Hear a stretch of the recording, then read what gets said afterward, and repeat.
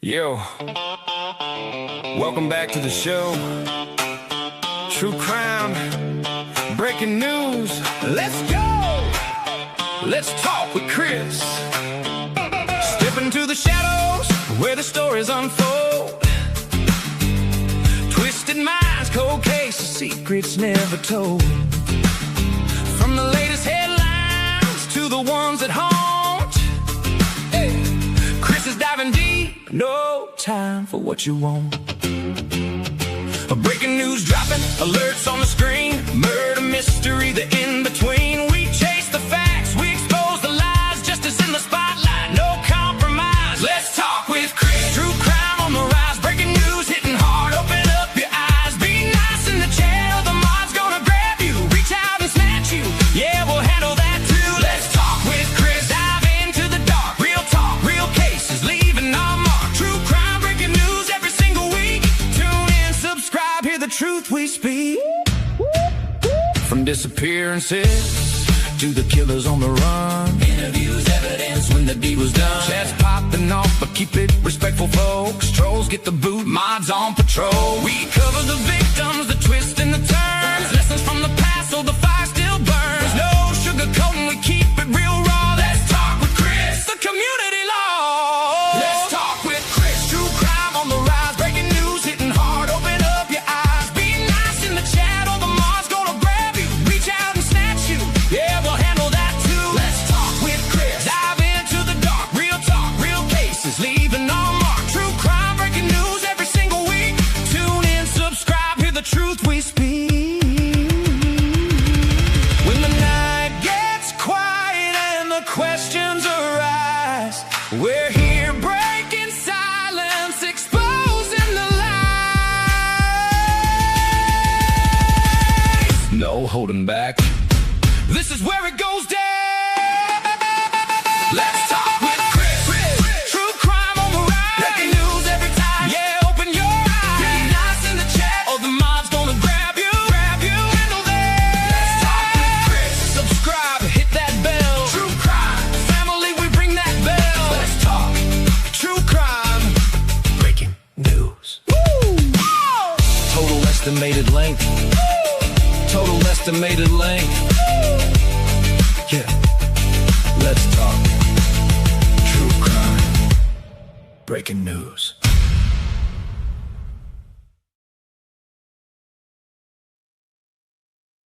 Hello, everybody. How's everybody doing this evening? We'll give everybody a few minutes to come in. I know Devil Dog is live, so we'll give him a few minutes and we shall get into what we're going to do. So how's everybody?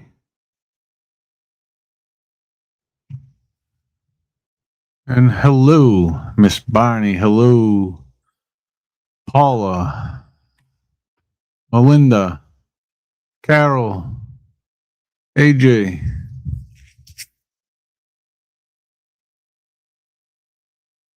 I hope all are good.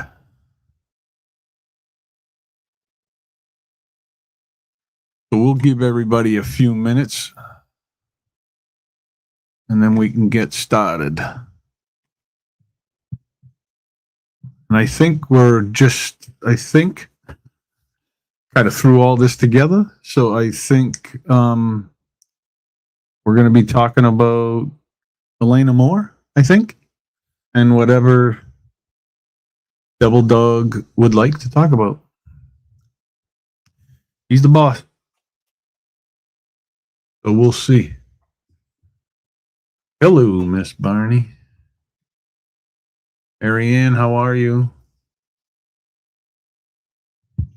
Cool, Marianne. Very good.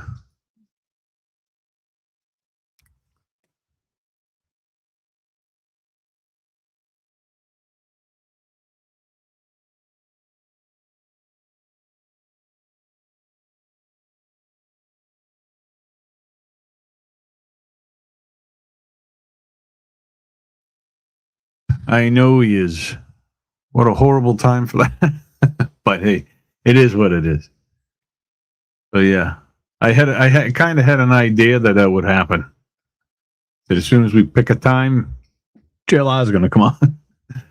And guess what? JLR came on.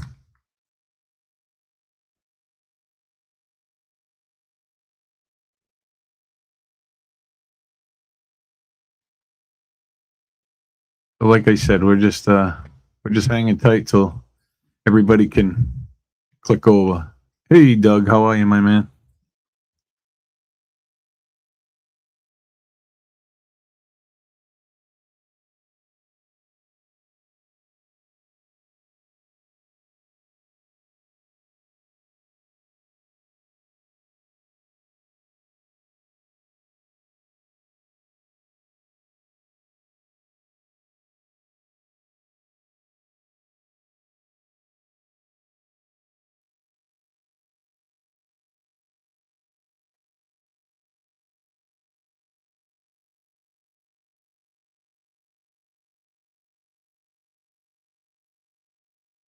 And I'm here, Chris. Are you here? What are we doing? I didn't even think this through. I think we've gone live. I think what Chris could do is, I think we're live. This would be something new. Let me get a hold of Chris, okay, guys? I'm here. I'm here. Oh, hey. Oh, so what do we do? How are we doing this? I didn't even think about it. I don't know. I'm just him, right? I'm waiting for Dog to come in. Oh, so he's going to come into yours. Yeah, he's coming in here because he can't do it on the computer. He's having some issues. So perfect. So I set it to dual stream to mine. So I'm dual streaming, and it's totally your thing. I'm just here as a handsome, charismatic guest to follow along with what anything you want to do, bro. So yes, so thank you for having me. Just waiting for Dog, and I already talked to Dog. I have to kind of step away from the mic for like 10 minutes. I have something to do here that I have to do, and he's gonna just run the. Oops. He can just talk, and you can talk with him. So. Oh yeah. If he's not here, I'll keep him entertained, and if he joins, but if he doesn't, I'll talk to him. Yeah, he's working on it now. So. Tell him no hurry, and if you need to step away, I will have plenty of people, your chat and my chat, to say hello. Yeah, definitely. Keep us going. Anything new? What's the plan? Or you got to get going now, or what? Or you can just step away anytime you. So let me just double check. Hello, everyone. This was impromptu. I had, I sound discombobulated because I had like 9.5 hours sleep. You know, that deep sleep. And even though I woke up half an hour ago, I still feel like I'm out of it in that sense, but in a good way. You know, when you wake up and you're just like groggy, but in a good, like I had amazing sleep. I woke up maybe once or twice, but so I'm at that stage where, oh my gosh, I feel amazing. I like being on day shift more though, like first thing in the morning, but I stayed up late last night and I feel great. Just need to sync myself back up to the day stuff. So looks like Devil Dog is buffering. Devil Dog is buffering. I'm watching him on another monitor. He stepped away. Oh, let me see. I'll put him up. Let me put him up myself. Going on. Hi. Hey, what's up, Dog? This is Shibby. Chris stepped away for a second. I'm dual streaming from his, and I got permission to, like, I have the admin in the StreamYard, so I can kind of put you up on stage and that. So you're on. We're live. How are you? Outstanding. Doing good, my friend. Doing good. Oh, look, we have a guest. We have a special guest on his own show, and Chris is here. I'll be quiet now, guys. I'm here. He took over, Doug. He did. I helped. I'm a helper. Hey. Yes. Thank God. What's up, my man? Oh, how are you, Devil Dog? My brother. Thank you. Thank you very much. Absolutely. We're here. So are we just doing Elena more, or? I think we need to cover some things with Nancy as well. Okay. There was some information that came out that I kind of was like, wow. It made perfect sense to me. Okay. So let's cover both of them. Okay, because I'm kind of out of the loop with Nancy stuff today because I've been doing so much stuff. I haven't really saw the news or anything. I heard some stuff about Elena. So well, let's start with Nancy. Okay. What'd So- you hear? So there was Maureen McConnell. Yep. She was talking to Megyn Kelly, and Megyn Kelly was asking her about you remember when that TMZ with Harvey Levin wanted to go ahead and put up the ransom money, right? Remember that? Yeah. Yeah. Okay, so she asked Maureen why the FBI hasn't got a hold of her or a hold of him. And in that process, I'm going to cut straight to the point. Maureen says that her people on the inside has told her they have a person, a suspect, that is the porch guy, and that they're going to, this case is going to get solved. She went like, it's that close, right? Now, I know we've heard this before, but it's the dynamics afterwards. She talked about when Megyn Kelly said, really, are you sure? And she said, yeah. She said, how sure are you? She said 75%. She said that they got the porch guy. They're going to get the porch guy. And once they get the porch guy, the dominoes will fall. Okay. So then the idea is, she says, well, what's taking so long? And Maureen says, well, you got to remember, there's going to be a lot of information that's probably going to get thrown out, because this person is going to have probably the best defense attorney there is, due to the fact they are going to have all the money that they need to go ahead and basically hire the best man that they have. Now, I quickly thought, okay, well, who really has a lot of money? Well, then someone came into mind, because we always thought it was somebody on the inside, right? So you see where we're going here. So then Maureen says that not only that, but the evidence, they have to make sure that it's a sealed tight case, because they're going to lose evidence. Follow me? So that would explain why it's taking so long.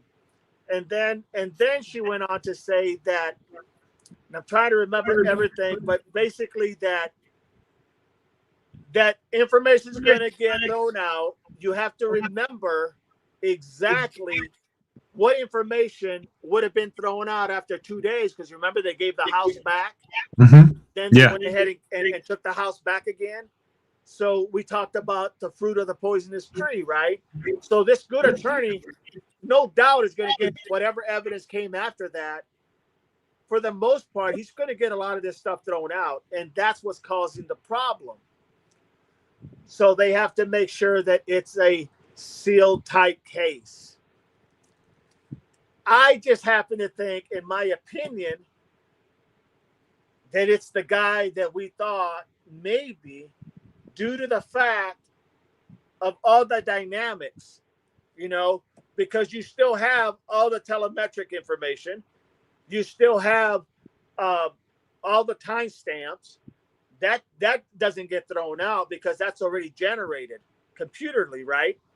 So now we're looking at, it is very possible that literally this person could end up being someone within the nucleus of that family, for a better lack of words. I'm just not going to mention names, but you can figure it out. Right. What do you think? It sounds good. I like it. I'll have to watch it. And I dropped the ball on that one. AJ sent that to me yesterday, and I dropped the ball on checking that one out and investigating it. So I apologize, AJ. Yeah, no, it just sounds makes sense interesting to me in law enforcement. I'm trying to process when she came out and said that. As soon as she said that person's going to have a top-notch attorney, because he will have all the money to get the best, I right away went to, boom, New York, right? Now, I don't know how that's gonna sway because of what has happened, But that's just my opinion. I could be totally off base, but I don't think I am. But I could be. It's very possible. You know, I'd like it.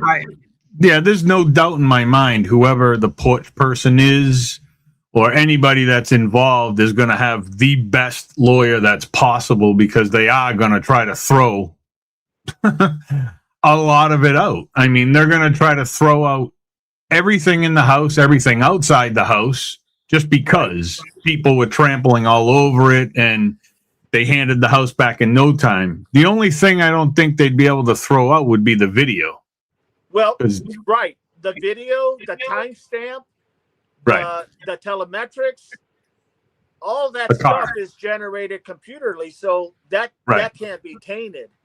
No. Like someone walking in afterwards and maybe a hair follicle falls out, right? Right. Or maybe something is, you don't know. They can always use the argument, well, something was planted. So that kind of stuff, I think, will be thrown out, in my opinion. But I think they have a lot more there. And who knows? Maybe that car never showed up there. Maybe not. It's a possibility. Again, we are still sitting at square one. We don't know if she showed up there. We don't know anything. Right. If she even made it back home, right? But again, all the stuff that was left by her could have been planted, right? I mean, I thought it was interesting because the information was coming from somebody who has 25 years as an FBI agent, who has worked cases like this. And when I hear somebody with that kind of experience telling me that their sources is telling, and we're not talking about a reporter here, we're talking about another agent. Yeah. Right? There's a lot of credibility there. And I don't think that she would say anything that's going to damage her reputation or her business. No, because she still has the business. Yes, exactly. That's her money. Exactly. She pays people. She has a whole team. So she's not gonna come out and do that. Hi D, how are you? Yeah, she's got an entire business and she has a life and she has, I don't even know. I think she has a family too, obviously. But, this is why I said at the beginning, when, people think Nanos is involved. I don't think Nanos is involved with anything to do with with her missing. Right. What I did say is, do you really think that Nanos, as the piece of crap that he is,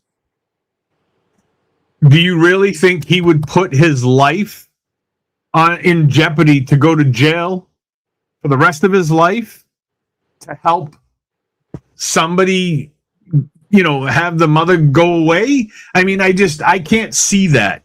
Right. For a person saying, you know what, I'm willing to go away for the rest of my life if you want some help. I could never get that to sit in my head. So I always said I don't believe he's involved.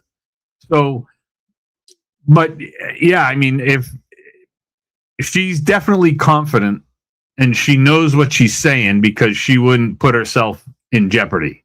There's no way. So, did we lose you, Devil Dog? Did he drop out? Either that or you had a problem with the phone, maybe. We'll give him a minute.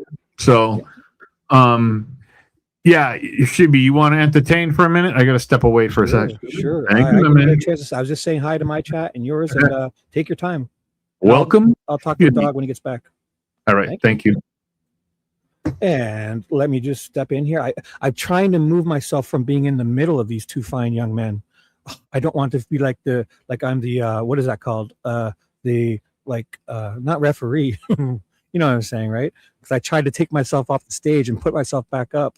Oh, we have another caller, a second devil dog. So let me get rid of this first devil dog. Hey, you're on. Sorry, let me get rid of the other one. No problem. I'll get rid of this one. Are you there, dog? Did I get rid of the right one? Can you hear me, dog? There you go, everybody. Yep, I'm back. My bad. You're perfect. I'll delete the other one, okay? Because watch. We can have two of you if I wanted. That's good. But I'm going to delete this. I'm going to delete the imposter, okay? You guys good?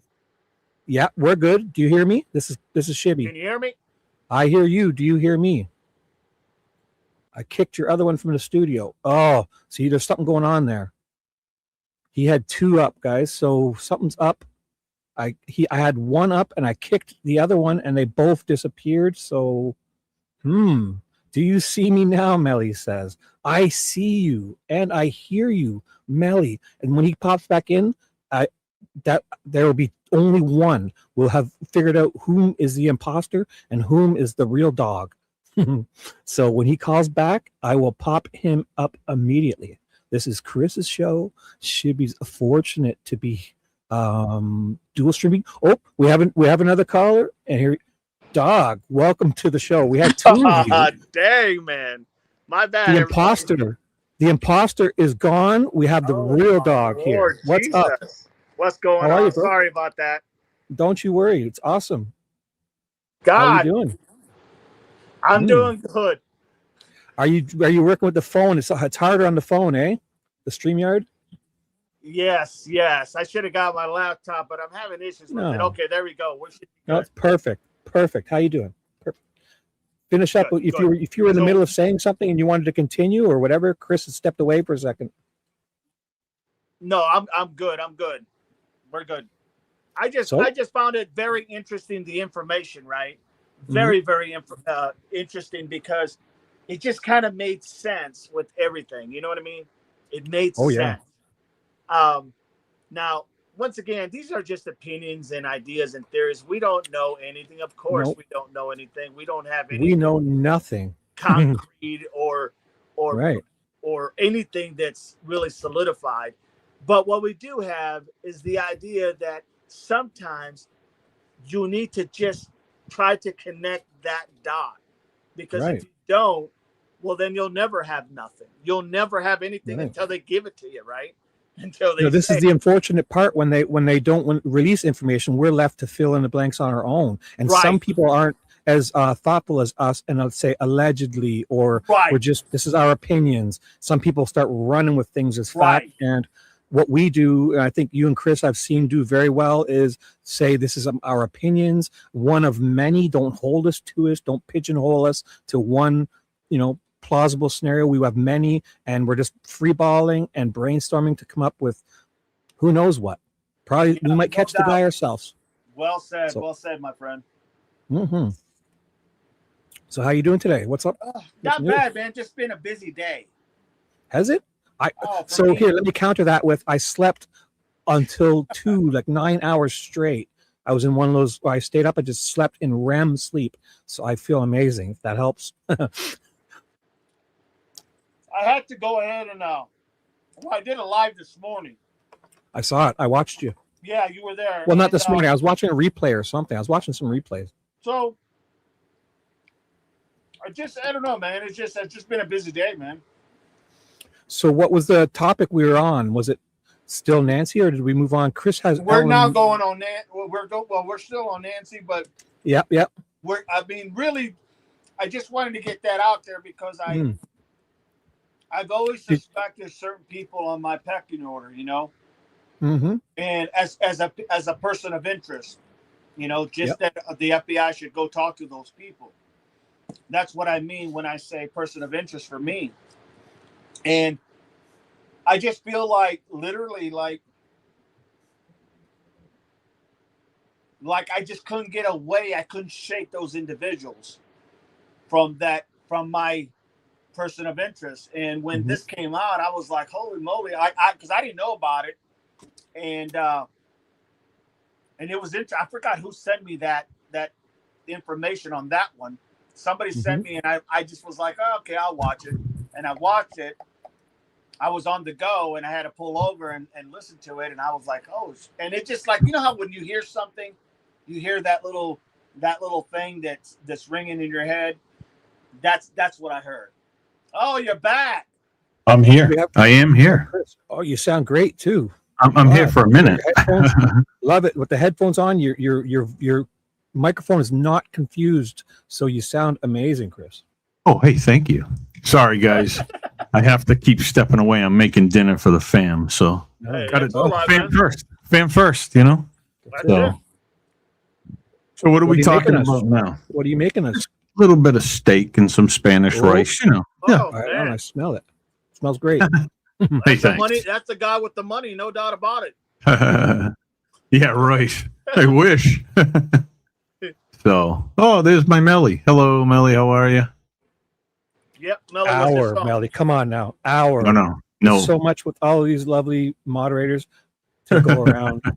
I think we can all benefit from their amazing abilities as friends Yes. and comedians and helpers too. Amen. No doubt about it.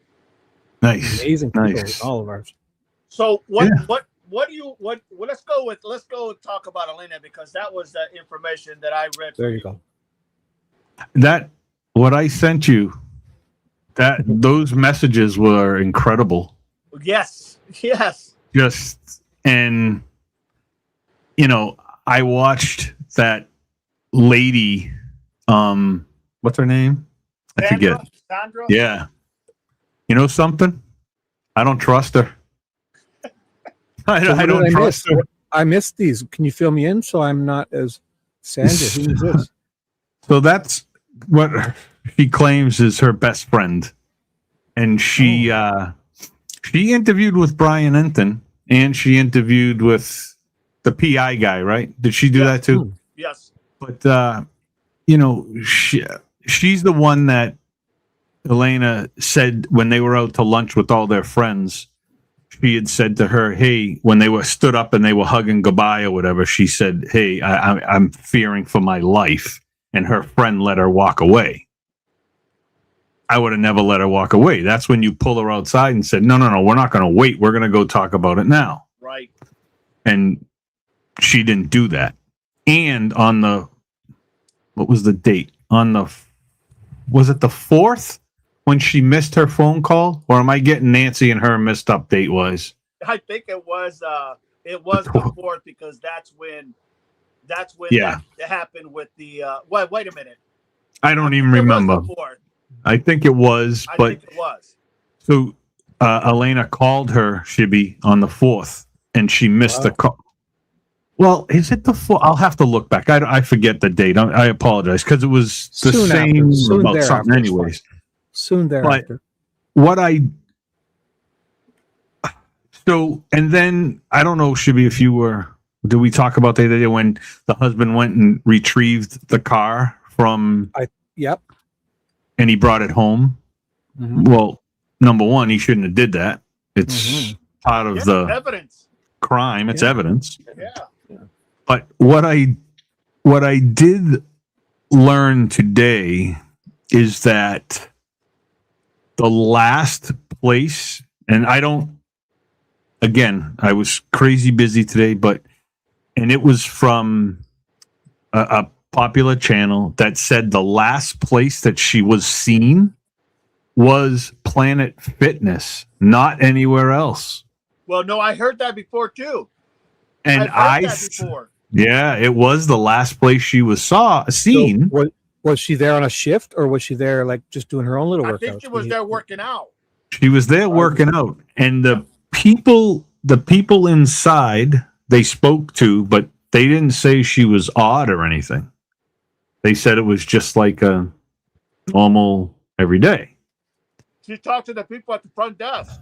Yeah, and it's just very weird. Now, I'm leaning towards somebody else related to her. Well, to her, which through marriage maybe, but he's a little suspicious to me now because of the car. Yep. And I'm trying to nail down if she was staying at a friend's or if she was actually staying with him, because the show that I watched today said that they believe he was there. And he waited a full day to report her missing. And if she was living with you, what the hell would you wait a day for? Right? And if she wasn't living there, then I could understand that because you don't know where she is. Right. And the only reason you didn't say anything is because at that point, who cares? Like, you would have no need to worry about where she was unless, But they also said that they've had their issues before. It's been a lot of issues, and I just don't trust that girl. I don't. And somebody brought it up. Something about her. Somebody brought it up earlier on the first today, which was maybe Elena was looking for the husband's secret girlfriend at Mr. Moore's house. Yes. I was going to say that earlier. But it doesn't explain the head issues or the mental with the packages and everything. Medication, maybe. Right. Shibby, ask questions. I got to step for 2 minutes. I'll be right back. I will, Thanks. sir. Bye. I will.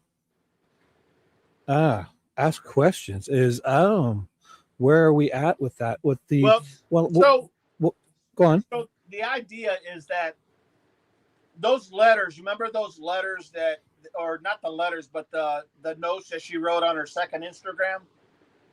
Not exactly, no. Oh, right. I didn't. So apparently she had a second Instagram. Oh, really? And there was some, that's what Chris has sent me. And in those Instagram, her other Instagram, she talked a lot about, and I read it on the line, but she talked a lot about basically she felt betrayed. She felt, and I'm going to paraphrase here because it was a lot that I read to my chat. But basically, she felt betrayed. She felt, I guess to summarize everything, she felt like she was shit on, basically. From whom? Her hubby? She blamed. It was all directed to somebody. I never saw a name who she directed it to. Wow. Okay. So I can't sit there and say it was this person or that person because she never really identified the person, to my opinion, to my understanding when I was reading all this. But it seemed to me that it started to make sense. There was marriage issues, marriage problems. You know what I'm saying? You know what I mean? Yeah, I do. And also, when we get to know it a little more, we'll be able to pick out clues in the wording to maybe piece together whom it was. Right. Well, and I mean, if you took a survey and you asked every woman to read, those notes that she wrote on Instagram, on her second Instagram, and you asked most women, what do you think, if that was you in that spot, what would you be saying by those words that she listed? I'm sure they would come out and say that there was an affair made. Yeah. Women's intuition. I can't say that's what happened. But I believe that if you ask women to put themselves in that position as far as reading that, and if that's what something if you could have said something like that, what would it mean to you? And I'm sure that, because I've heard a few people in my chat say that's exactly what they've always thought, was there was something from the other half that did something. And like I said, I don't want to put out stuff that's not valid. No. But it's good to go backwards. What's that called again? When we take the information and we go backwards and through the clues. There's a name for that. So the person said, in their opinion, it seemed like that's why they were having marriage problems. Well, the husband, I think the husband is my number one. Just taking so long to call. Like, if it wasn't that night, why wasn't it early that morning? Or, you wake up, if you're sleeping early, you're waking up at what, 7 or 8? Right. Either way, you don't wait till noon the next day or whatever. He works for an attorney's office, right? As a PI. So it's not like he can come in, I don't think, at any time. I'm sure he has some hours that he has to be there, right? Right. But what I'm saying is if she didn't return that night and he was asleep already and didn't notice, fine. And then, then the only alternative he would be up by 7 or 8 or 9 in the morning. If he was asleep by 10 or 11 at night, he can't be sleeping past 7 or 8. And then by then he would notice she's still not there. So then for him to then not do nothing at that time, which I'm not saying he did or didn't. My assumption was that I think I heard it say that he waited till the early afternoon or something to call. Yeah, I think it was something like that. Yeah, I think so you're right. What happened that morning? What did he do that morning? That'll be very indicative of what I think about him. But if she wasn't staying with him, and she was staying at a friend's house, how would he even know that she was missing? I thought she just didn't come home. So when did we find? Did I just miss that? Well, that's very. No, what I'm saying is there's been chatter. Been chatter, nothing verified, but that they had separated or she was not staying at the house.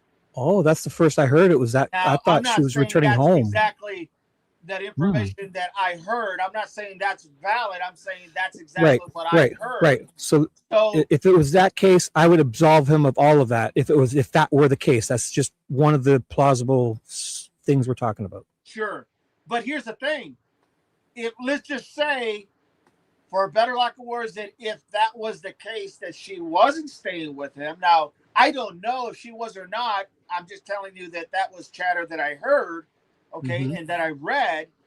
But it's once again, it hasn't been verified per se, like the golden stamp, if you will, for a better lack of words.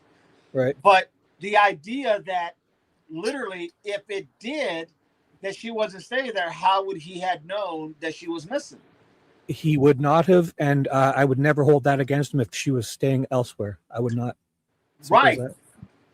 So I don't know. I mean, it's one of those things where there's just so much information because there's so much speculation, but there's not anything that's concrete. Like when I Googled it and I started looking into her and her husband, it said, when I looked at it and Googled it, it said they were still married and they were still living in the same house.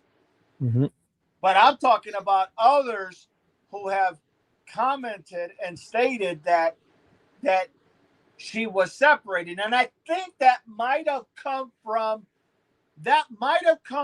not sure, but that might have come from Sandra, the lady that was talking to Brian Etten. The best friend, right. I have a feeling we're going to get more. She's the one that stated they were having problems. She's the one that said that she had told her that she was afraid for her life, basically. Okay, just paraphrasing that, but she didn't say who she was afraid of.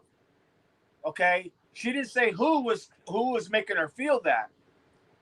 But that Sandra lady who said she was the best friend, I'm almost positive that came out in there that they were separated.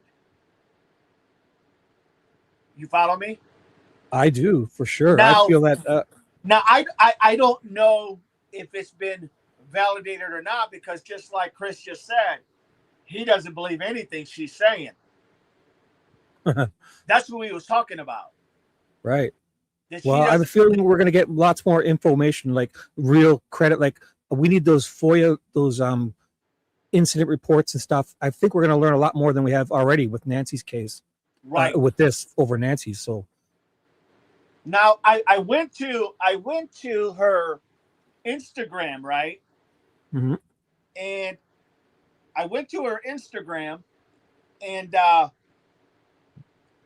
went ahead and looked at some things. And there is information in there. Actually, there's quite a bit of information in there about people, friends of hers, talking about different things. Did you see that by any chance, Chris? I didn't, but I'm going to pull something up I want to share with you guys in a minute. So, what were you talking about? Her friends on her Instagram, they were reporting a lot of things of what was going on. Yes, I did see some of it. Yes, and I was actually reading some of that today. It was very interesting. It almost it almost collaborated what Sandra was saying. I still don't trust her, but I'm just saying it's not that I don't trust her. I just don't find it very. I don't think she sold it very well if she was trying to sell it. Now, are they close recent friends, or is this like friends from high school type of deal? 10 years. No. These are friends. 10 years. And the ones in the chat that were talking about her? Yeah. No, 10 years. The Sandra one, she's been best friends with for 10 years. That's what she says. Recent. Okay. But that's what Sandra says. Right. Well, so, and But her other friends. When you go to her Instagram, there's a lot of people that are in there that are her friends that are currently, not something from back in the day. You know what I mean? Some of these comments that some of her friends were saying on her Instagram were people of recent, not, people of the back in the past. Well, that's a good sign, meaning if there's a bunch of recent people, they'll be able to weed out and let us know the truth on if this person's from years and years back or they're in the loop too. So that's good. We should pay attention. So when I was reading that, my take was, okay, so whoever's investigating the case, why are they not? I don't know if they are or not. I have no clue. But it would strike me that they would be talking to everyone who had a comment. They would have went down her Instagram, got every name, and then went and started basically interviewing them and saying, what do you know? Can you help us out here? Do you want me to pull up anything, Chris, on the screen, or you got that stuff? No, I'm looking at the Instagram stuff. Yeah, well, I don't have the Instagram stuff right now, but I'm looking at a couple of other things. But they Miss Ashley Banfield. Oh, she had a pretty good video today. Actually, there was a couple. One was the autopsy clue. Her eyes may solve the case. I haven't completely finished watching that. And then there was another one, which it's the same video. Sorry, that says they may turn to her organs to solve the case. So I'm trying to put all that together. Wouldn't that be the autopsy and the toxicology? That to would turn be to the autopsy. Yeah. So I was a little confused with that one, but hold on one second. I can't play the whole thing, but I'm gonna play a tidbit of it. Okay. Hold on one second. All right, let's do this. And let me just say, anytime. No. Yeah, I'll let you know. Don't you worry. Yeah, I will. But I just want to say sorry to everybody. I probably should have said, "Hey, dog, let's do this tomorrow." But I was like, I want to do it tonight. But yeah. So I just want to apologize. I'm back. I'm good. So we're all good. So let's do this part here, and here, and let's do this. So let's watch her. For being such a rookie, you're doing amazing, Chris. I know, right? Wow. I am. You are. Big time rookie. So let's do this. Let's listen a little bit. Released from a psychiatric facility, mental health facility, June 11th. She's put into a Hold on, I got to back it a little bit. Have a listen. Working on Medic 22. Medic 22, this is Lane. Working on Medic 22. We're in down to your facility. Non-emergent this time with an approximately 30-year-old female. Chief complaint tonight is going to be signal 12 with a heavy emphasis on paranoia. Files are within normal limits.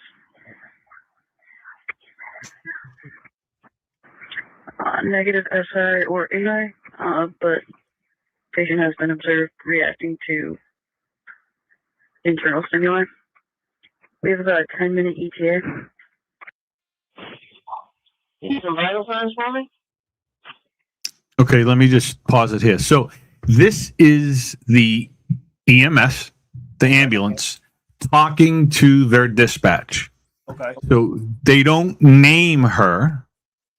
They don't tell you who it is. All they go by is everything that was wrong with her is this person that they will now have in the ambulance. So Okay. they talk to her as she's sitting inside.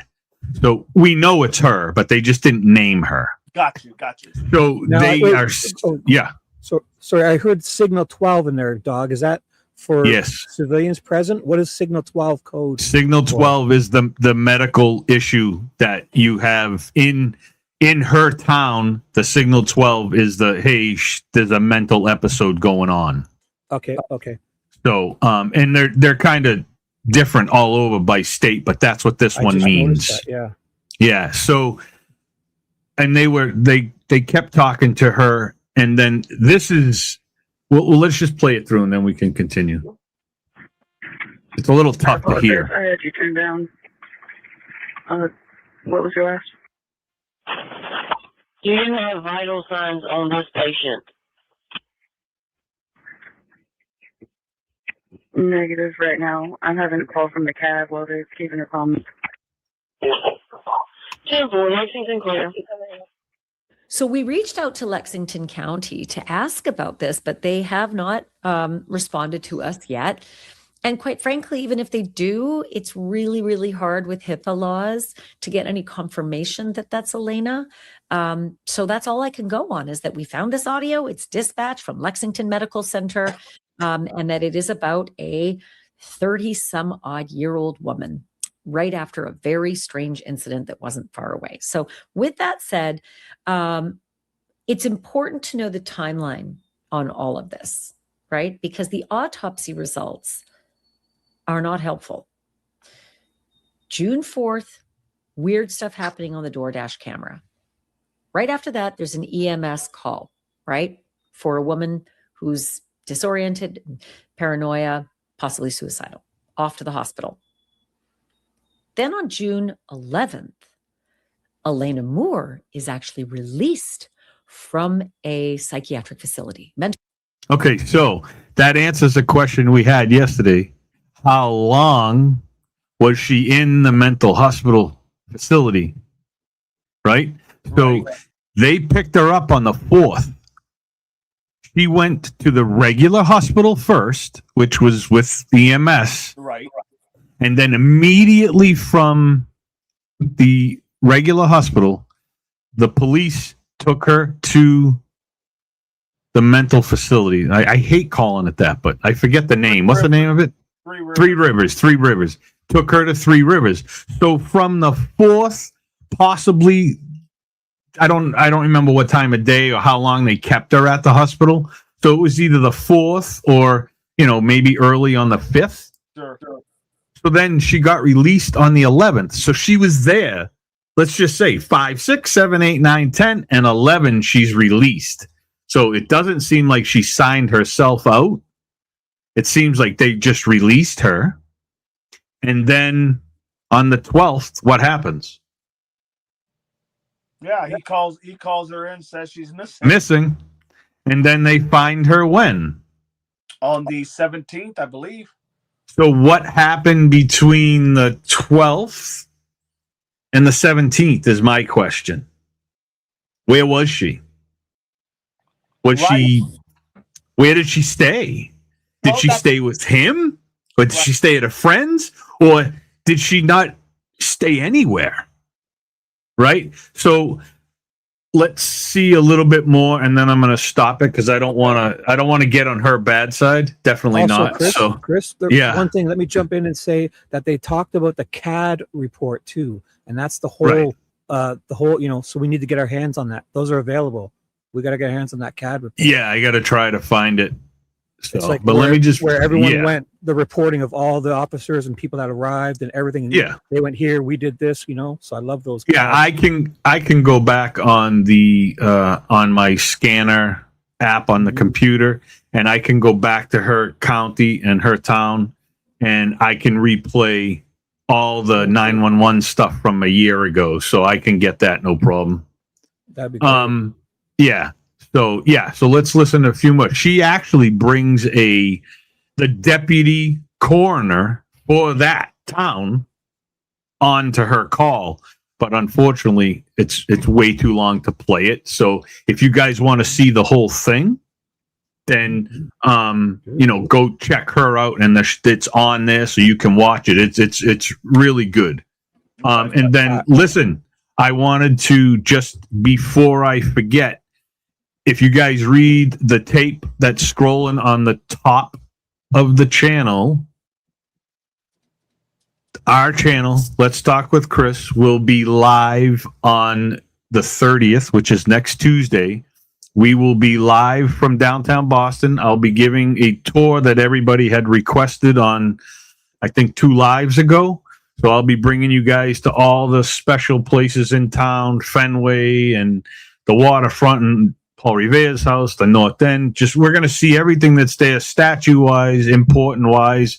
They have all kinds of stuff there. So it's going to be a good time. So everybody keep that date. Dog, you should stream it to your channel if you can, if you get your computer up and running. To be honest. So when you're in here, like when you're in here on StreamYard, right? Shibby, Yeah. can you explain that? Because I'm going to screw it up. So basically, when you show up backstage here, you could set this to dual stream to your channel. So when Chris invites you on with the StreamYard link, you come backstage, and then you can hit up in the top right corner, dual stream to your channel, and you just give it a title, a description, like when you're making a new live stream, and sometimes you can add a thumbnail, and then Chris controls the time, the start, the stop. But other than that, it's like you're doing a live stream on your own channel. So when you're making these appearances, you could also do what I'm doing. I came here to appear, but I'm also dual streaming content right now. It's like my own live stream. We're dual streaming.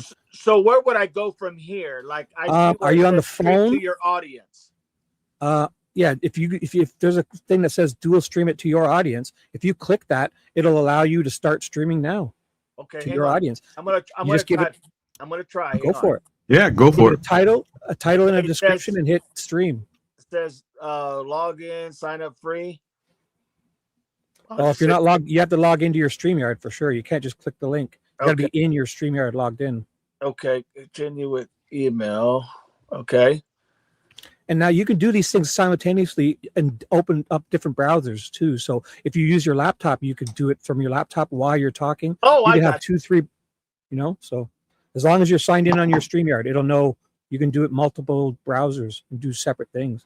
All right. Well, let me try. Give me a second, everybody. No, take your time, man. Take your time. Do it up. This is the time to learn. This is the time to learn when we're just doing this. And unfortunately, tonight, guys, we're battling against 857. We're battling against JLR. He's live. Well, don't even worry about that. No, I'm not worried about it. No. I'm just saying. I said to myself earlier, I said, you know what's going to happen? He's going to come on. But did you guys, while he's doing that? If you were to wait for the perfect time, there will never be one. So the thing is, the best is when we're on and those guys end, everyone piles back in. So hell yeah. I'm here with you as long as you need. Oh yeah. Thank you. And same for you too. Did you hear his live last night? Whose? JLR's? Not exactly. No, I was. Did you hear the death threats he's getting? I heard him say something when he was on where was he at, Louisiana or something? Last night? Where was he last? Oh, Nevada. Last night he's in the Florida Keys. And today he's going, I think. I did watch that. He was walking around the alleyways and stuff. Yeah. He's getting death threats. Wow. Well, I remember him saying that if he had to get away or something. You know what I mean? You know what? He was at a location where there's a famous crime that took place, and he was at some kind of marker on the water's edge where it was caught on camera, where this woman was either SA'd or murdered behind a like a monument or something, and he was right there, standing there at it, getting his photo. I don't know the case exactly, but me neither. I didn't see that, but all I did was I saw the YouTube camera. I saw him waving on it like, hey, can you see me? JLR kills me. But yeah, I'm a little worried for him. I hope it's just bull crap. You know what I'm saying? And thank you, Miss Bonnie. That's a very nice thing to say. As much as I love those guys, but I will catch them after this ends. Yes, Thank you. Barney. Thank you Catch the very much. replays. You're awesome. Yep. So, Dog, I'll let you know if I get a notification if you start yours up. Good, I'll know. I'm gonna go ahead and I went in. Do what you got to do. Huh? Do what you got to do, man. All right, brother. All right. I just like I said, man. This is I'm very ignorant when it comes. That's all right. To stuff. Well, that's why you luck out, because you have me and Shibby here to help you. Yeah, But you've got I two. did And want to also, say when I did all this, I did this for months, and I had nobody. So I screwed up. So I did my first live stream. I didn't even put myself up on stage. I talked for 45 minutes, and I didn't put myself on the stage. So it was silence for 45 minutes straight. It was amazing. Why do I feel like we're missing somebody here? Oh no, never mind. Oh, we're missing Ted, right? No, I was talking about one of my mods, but she's there. Oh, I don't know. I texted Ted last night. I'm like, Ted, you want to jump on? He's like, I can't really hear. I'm at, he was in Wrigleyville. He's like, I'm with some buddies. I'm like, never mind. Yeah. So I'm trying to find it, everybody, just to let you know. But you know what? I'm just going to do it another time because I don't want to slow down. Yeah. Whatever. Yeah, that's fine. No That's fine. worries. I'll do it another time. I don't want to. Yeah, we'll get you hooked up. Always do StreamYard from your laptop. In the browser is so much easier, in my personal opinion, too. Oh no, I would have. I can do fine with the laptop going into your live. What it is, man, is that my wife was configuring some things because she got me a new mic, right? A big nice mic. Yeah. And she had configured that to adapt to the laptop. So when I go live now with the laptop, they can't hear me, and I don't know what I know she's changed because no, she doesn't need to change anything. What you need to do is when you're here in StreamYard, go into the StreamYard settings and make sure that mic is the default, and it'll work. Exactly. So there's separate mic settings in StreamYard. So now that you're backstage, if you were to choose the settings you can see your own settings in StreamYard. They're like underneath Chris's screen, like where your little picture is backstage and that. Right. And then you just choose the audio section and make sure that mic is the one that's set as the default. Because I bet you it's not. Okay. Probably not. I see what you're saying. Like you could choose separate mic and separate audio. Then what I do is I choose the earphones I want to listen to, but I don't use that cheap mic on those earphones. I designate my good microphone to the mic section, and then have all the standard settings: echo cancellation checked, reduce mic checked, and automatically adjust volume checked, and leave the stereo audio unchecked. And in StreamYard, and it'll sound as amazing as Chris does. Outstanding. Hang on a second. I'm gonna try. Don't you worry. Give me 1 So second. just find the separate audio settings in StreamYard and assign that mic, and you'll sound. So play this a bit, Chris. We'll let him know. I will. That's why I hired Shibby on. You know what I mean? Yeah. Yep. So More than just a pretty face, guys. there we go. Yeah, let's run this for a minute. June 11th.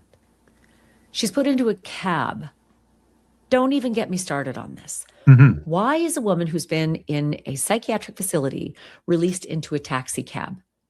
I mean, I've got issues with this. However, that's what happened. And she was given. You hear me? Yeah. I'm backstage already. It says you're in the show. Everyone can You see are. you. You're good. Is that Yep. what it is? Yeah, you're here. You're right in. Okay. You are right in. Okay. So there, I you know what I did? I just kicked your double person out. I've learned my lesson, Chris. See, if you just leave it go, it will update and disappear itself. So next time, don't do that, because trust me, because then it gets confused. Let it refresh. It takes like 10 seconds. It'll pop back. But when you don't need to remove, like I remove the second. If there's two people, remove them from the stage, but don't kick them from the studio. Just okay. it'll refresh itself, and because if you kick that one, it gets confused like it is now. So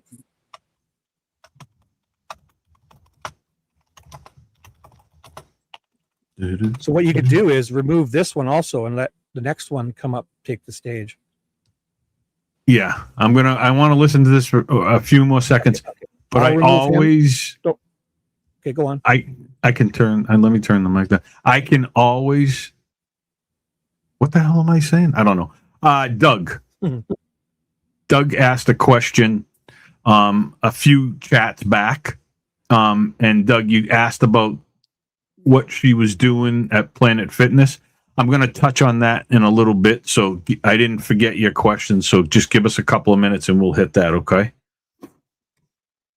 Apparently a destination, but told the cab driver, stop at the CVS. I want to get out here. And the cab driver couldn't find her after that.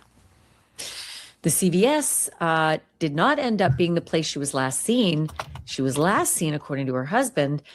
He found out about a sign-in at a Planet Fitness. And the Planet Fitness folks have the video and they have the sign-in, and that's where she's last seen, June 11th. But June 12th, that husband reports her missing, finds out all these weird things about where she's been, and we don't see her again until June 17th when she turns up dead. Not far away, right? Really not that far away from the Planet Fitness, 6 miles away from home, but not even a full mile away from the Planet Fitness. And also not in a thickly wooded area, like there's a roadway nearby and a bridge area. So what happened?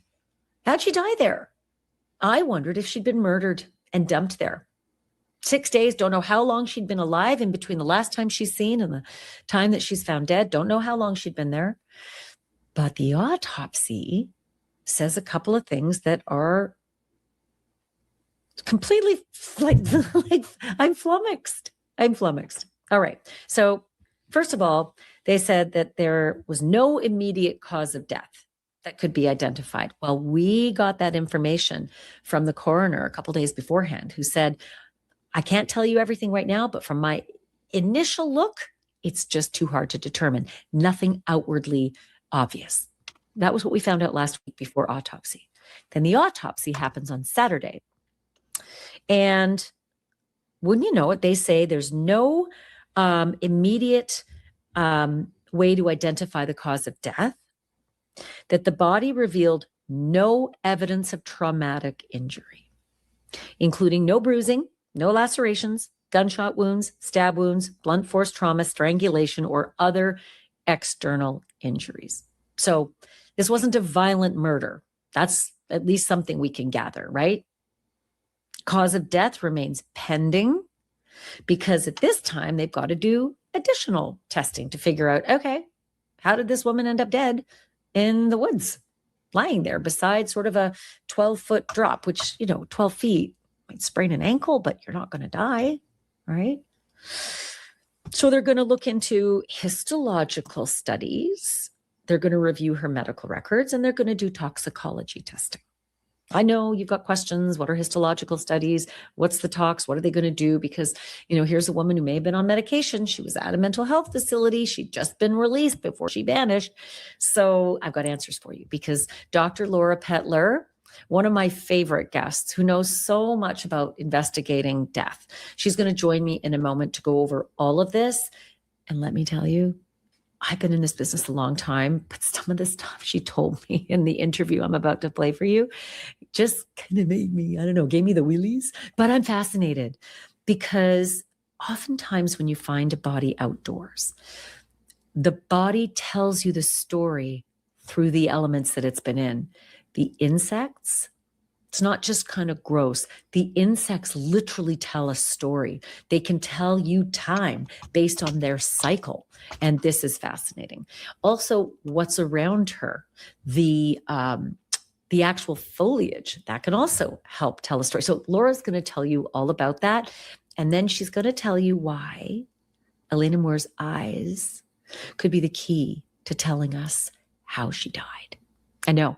I was super fascinated. It's why my conversation was really in depth and I was listening sort of like, silently and on the edge of my seat. All right. So I'm going to stop it here for now. So what I wanted to say, sorry, Kat, is that Doug asked a question earlier about Planet Fitness. And I had some questions about the same thing. I'm looking back, Doug, for your exact question. Because in the beginning, I heard that she was not, I didn't know she was a member of Planet Fitness. I thought they said in the beginning that she was a member of, there you go, you're in, a member of a Gold's Gym in the area. So I haven't been able to verify that. So that's what Doug was asking. So I just wanted to touch on that because I have not been able to verify that yet, but that is what I heard. So more to come if I can find out anything about that. So I just wanted to touch on that.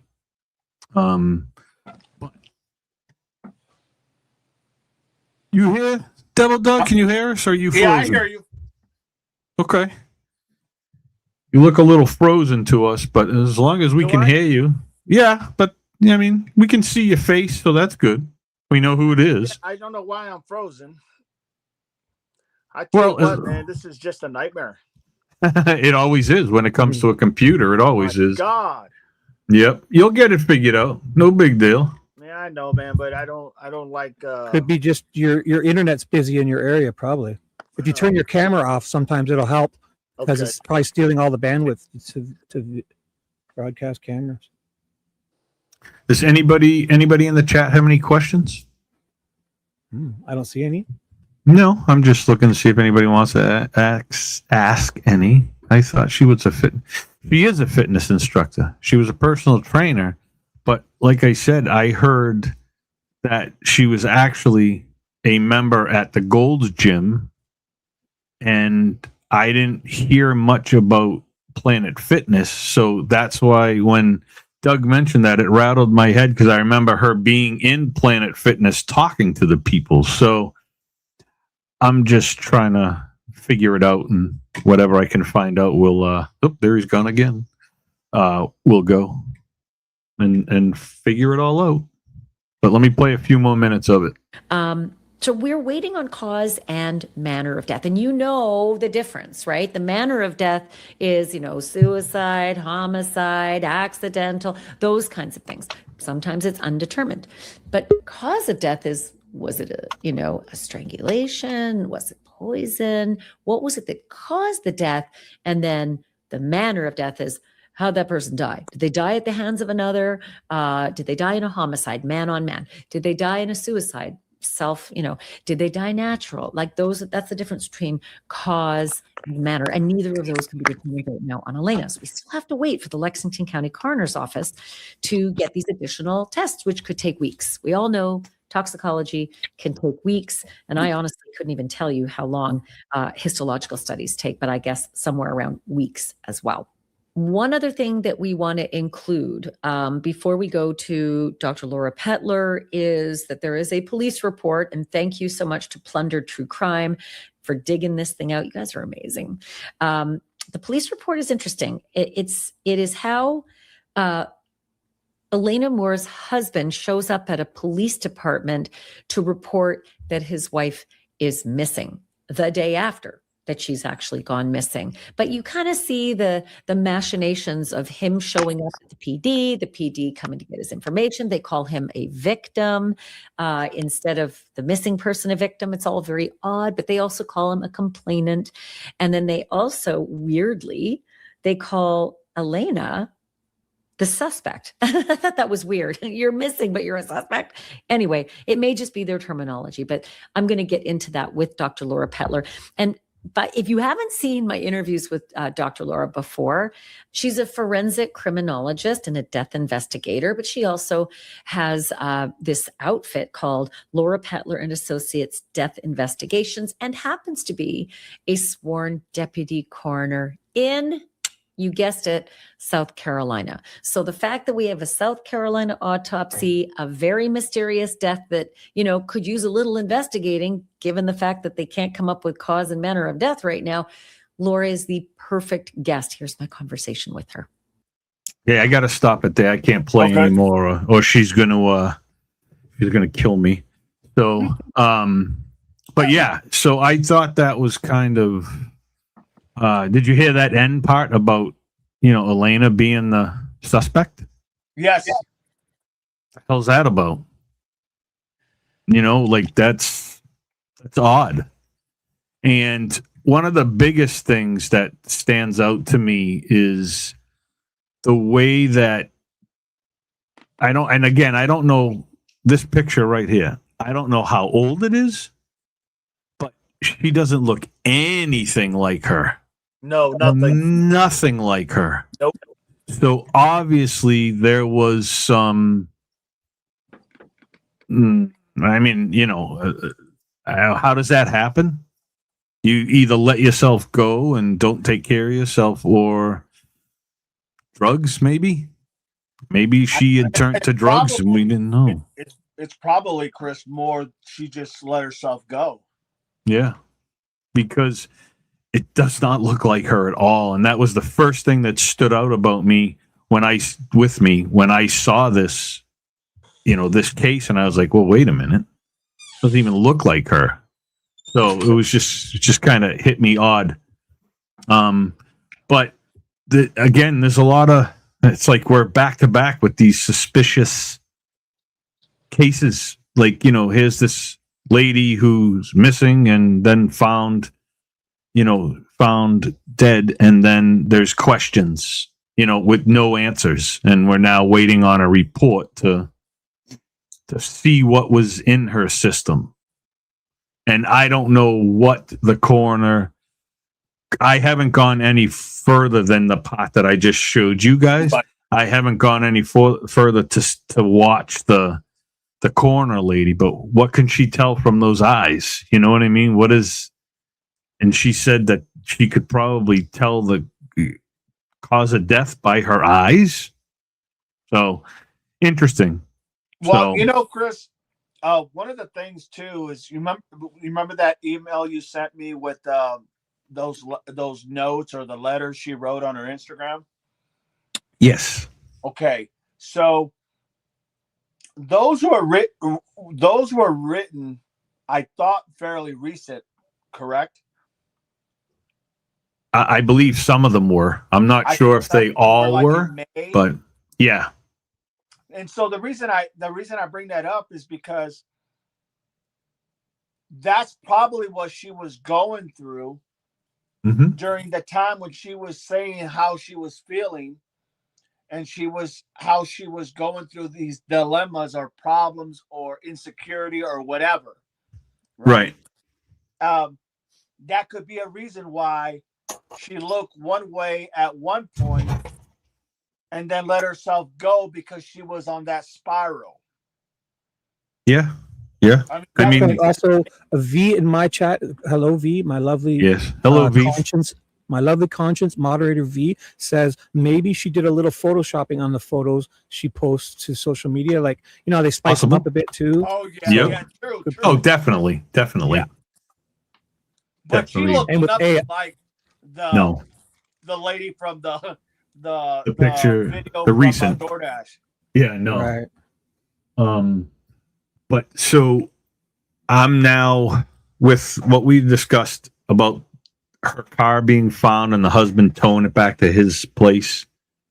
That is odd. And right, he was a deputy for 14 years. Yeah, but then maybe again he's sitting here saying, well, they're all my friends anyways, so what the hell? You know what I mean? Like, he could be thinking that, but now to me, he's a prime suspect. You don't do that. He could also have about the letters. Yeah, the letters are everything that she said in those that you read and that I read today is just all it's saying is trouble. You know what I mean? Yes.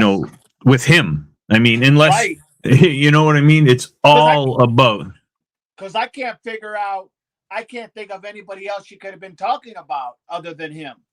No doubt at all. And what I was telling Shibby earlier was, you could ask any woman to read those letters or those whatever she put on those notes. You could ask any woman how would you feel if this was you and you were writing this? What would it mean to you? What would it say? And I guarantee you they would say, because I had some people in my channel was telling me definitely something was, he had done something that was irreconcilable or whatever they want to call it. Right. So, like a lot of men, maybe he strayed away and he found out. Maybe, again, maybe that's what she was looking for at that apartment. Could it have been that lady that she was looking for? Maybe. At that apartment that was married to the what was it, John Moore? John Moore. The same last name. I mean, maybe. Could be anything. Maybe. Yeah. I thought that once too. Yeah, I know. You said that. Go ahead. When I had said yesterday that the first thing where she said, "Oh shit," and then the second part, I believe it was something to the effect of she's not going to like that or something like that. Yeah. What if it wasn't she and it was he? Could have been. He would have reckoned. You talk about the guy at the Uber guy? The guy that was that received the DoorDash. food? Yeah, he would have recognized her though and done something. He wouldn't have just blown her off. So I have a feeling that she was maybe one of my scenarios was you said that the woman inside his partner at the DoorDash is the one that she was maybe either attracted to or in a relationship with or angry at and was trying to get in the home to do something. And when he didn't let her in and he has no idea who she is, he probably has no idea if they knew each other. I'm not saying she's the one, but if she were, you know what I'm saying? Yeah.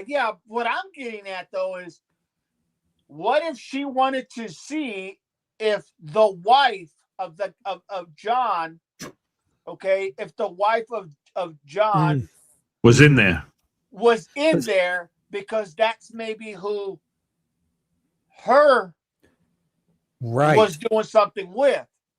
Her husband, maybe her husband too. Yeah, because that could have. Yeah, hey, you never know, but that could explain not walking into the apartment, but walking, stopping, and then leaning and looking in. Right. That could explain that. So almost so she like, knew and then if she had said if it was a he's not going to like that or he won't like that. I wonder if she was just seeing who that other woman was. Because she was trying to figure out which one it was that basically was. I don't want to put anything out there, but you know what I'm saying. Right. Yeah. No doubt.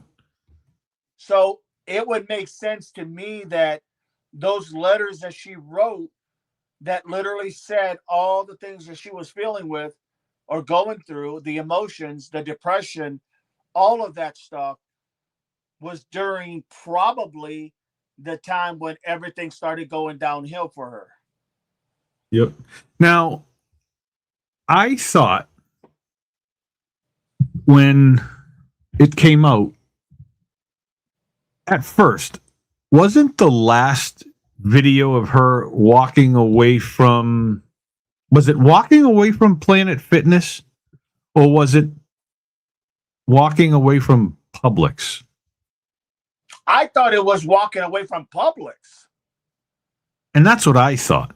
But according to what she just said, and according to what I'm reading now, the last place that she was seen, they say, is Planet Fitness on Thursday, June 11th. I seen that as well. So it threw me off when they showed her in the parking lot of Publix. And so, which brings me again to this question. And now it's the most important question that I have. Okay. Let me just read this. Moore 38 was last seen at Planet Fitness on Thursday, June 11th this year, obviously, around 6:40 p.m. in South Carolina. Her body was later found on Wednesday, June 17th, but she was not identified till Friday. Right. So, where was she for the week? I know I asked this earlier. Where was she for the, from the 11th to the 17th? Right. No, I get you. that's where, because from June 4th till the 11th, she was in the hospital Right. in Three Rivers. So she was released on the 11th. Where was she? Did nobody saying anything? Nobody saying anything about that span time. That missing time. I have nothing. And my question is, and I know I said it before, where was she staying? Was she living with the husband or was she living at her friend's? I've heard both, so I don't know which one to believe. And that's the thing. We don't have that verified information as to where exactly she was at. You know, I think if we stick with court filings. When she was interviewed by Enton, didn't that Sandra say that she was that they were separated and that she was staying with a friend or something to that effect? That's what I heard. Yes, that's what Sandra said, right? Right, and then so here's my next two questions. Right, so from the 11th to the 17th, it doesn't seem like she was seen anywhere. So, was she normal, or was she still, having her issue? Right. And then still functioning. Was she walking around? Was she going home? Was she right? No one's talking about, or was she unalive all that time? See, again, they'll be able to tell by what her condition of her body went, approximate time of death. They'll know. But here's the other thing too, Shibby and chat. There's no marks on this lady. There's not a scrape. There's nothing.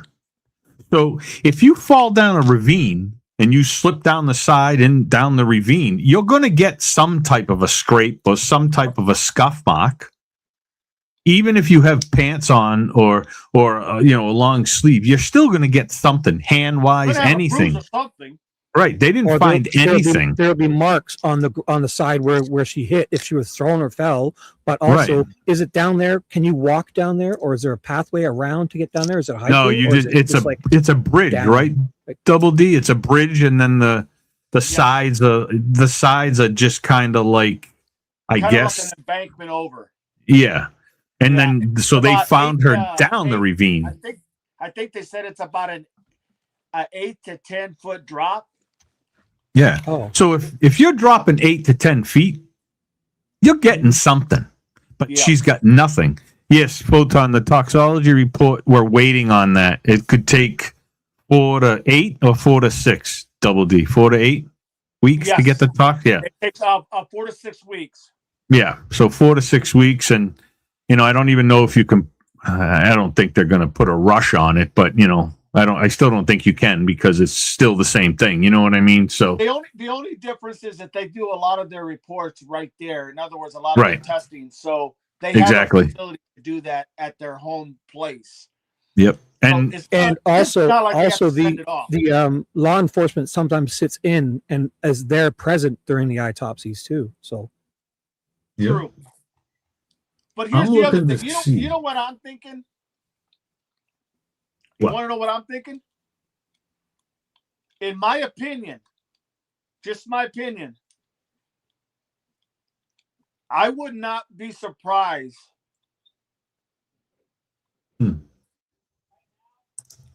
if she literally very possibly done this all to herself. I mean, that wouldn't shock me because of what she was going through. Look at everything she went through. Look at everything she talked about on her Instagram. Look at everything she said on those notes. Look at how she was acting, like very lethargic, yet still focused, almost like an in and out. You know what I mean? Like an in and out. She was focused enough to know what she was looking for at that apartment, but then she also looked like she was kind of flighty, like all over the place. Like Oh, there I'm was not no putting that in direction. there. Right. And then So, for them to find her with no marks, no nothing, as we discussed, as you have said, what else? I mean, other than she was, she could have been, somebody could have slipped something in her drink. But my point is, when you add all the facts, what are the facts? The facts is she was going through a lot of depression. She was going through a lot of things because she wrote about it. yep. So we know that that's a fact. And it was all aimed towards him. These things and it not be a fact. Right. And it was all aimed towards her husband. Yes. For a better lack of words, yeah. Yeah. And it had to be. He was going through all those dilemmas while I would submit while she was given some medication when she was at the facility. Mm-hmm. Maybe she just said, because if you read those notes carefully, it was almost like, I'm glad, I'm free, I'm done of you. Mm-hmm. I don't want nothing to do with you. I don't even think about you. You ruined everything for me. What you did, da. I mean, it definitely went to the husband. That's the only person I could see that would, because you got to also remember she was adopted, right? So yes, I even thought in my head, because I looked it up, I thought in my head maybe because she had been talking about her family that, like when someone's going through all these mixed emotions and they're wondering why they were not kept with their original family, if you will. We don't know the circumstances of that. I don't think she was close to them either, right? But that's my point. So that's exactly my point. The point is, who else could have really destroyed her confidence, destroyed her moral compass, or her willing to? Who could have else done that but somebody that you looked at as like your right-hand person? Right. Nobody. Right? Because technically that's what she had, right? She had this person was her everything. Yeah. Because and that must have been him. Because at the point of her getting adopted, I mean, you could say her family, but when she left her family and created her own for a better lack of words, relationship with this individual, dude, that was her everything. There's only one person, in my opinion, that could have made her feel that bad. The person you gave all the trust in the world to. And that was him, obviously. Absolutely. So listen, I want to read this, and then I just want to pass on some breaking news. I think nothing about this stuff, but it looks like I'm trying to verify, but it looks like there was another 7.1 earthquake in Venezuela where buildings collapsed, and it looks to be a horrible situation. But I'm trying to verify it. It just popped up on my screen, but I want to verify it. Okay. Before, I just wanted to give you guys a heads up. But I have never seen this before. I just found this. I'm going to read it just in case nobody can see it and stuff like it. So it's Sandra Rochelle Campbell talking to Chris Como, a close friend of. Did you see it? No. Okay, a close friend of Moore's told News Nation's Chris Como that Moore and her husband, Brannon Slice, were having issues in their marriage and planned on separating. She also said she believed there was foul play at hand in her case, calling it red flags. I think my friend was struggling for her life. I think she was literally afraid for her life. Now, this is the friend that she stood up with in the restaurant. Right. And said, I'm afraid for my life. And her friend did nothing. And I'm beside myself with why would you not say anything? You can't tell me if one of your closest friends, if not your best friend, came to you and said, "Hey, dude, I'm afraid for my life," that would be instant. Yeah, absolutely. let's go, let's go, let's go. So, Absolutely. and I'm sure if her best friend really thinks that's what happened, I'm sure she's, having a very miserable time right now. You know what I mean? I'm not going to badmouth her or anything, but that's a big red flag. Why didn't you say anything? And that's what I was like, listening to the first interview. I was like, man, I don't know if I trust this girl. You know what I'm saying? Well, what's funny is what you just read there from Como. Mm-hmm. It's almost verbatim what she said to Brian Etten. Right. I mean, yeah. At least you could say the story is the same. Mm-hmm. But There's it's not any change of narrative there. It's the same thing, right? They were having problems. They were going to go ahead. In other words, she regurgitated the same exact thing. So I don't know. Maybe, I mean, maybe there is some truth in that, because the reality is that once again, you go back and look at all the other evidence, which I'm referring to the things that she wrote, how she was feeling. It literally says there was some major problems. Yeah. Right? And she was basically telling that person, whoever that person is, we are done. You are the worst thing that ever happened to me. I don't think of you one freaking bit, yada, yada, yada, yada. So it could be Sandra just has a very odd way of explaining things that make her seem so, for a better lack of words, not believable, I guess. Yeah. And then, so it brings me to this next section. And about this next section that I'm going to read because we talked about it the other day. And they're talking about Sandra. If she was such a close friend, law enforcement would have already talked to her. Right. She has no factual information to provide. And at the end of the day, I think she needs to do what everybody else is doing and stay in her lane. That's what he said. So is she lying? Is she making this shit up?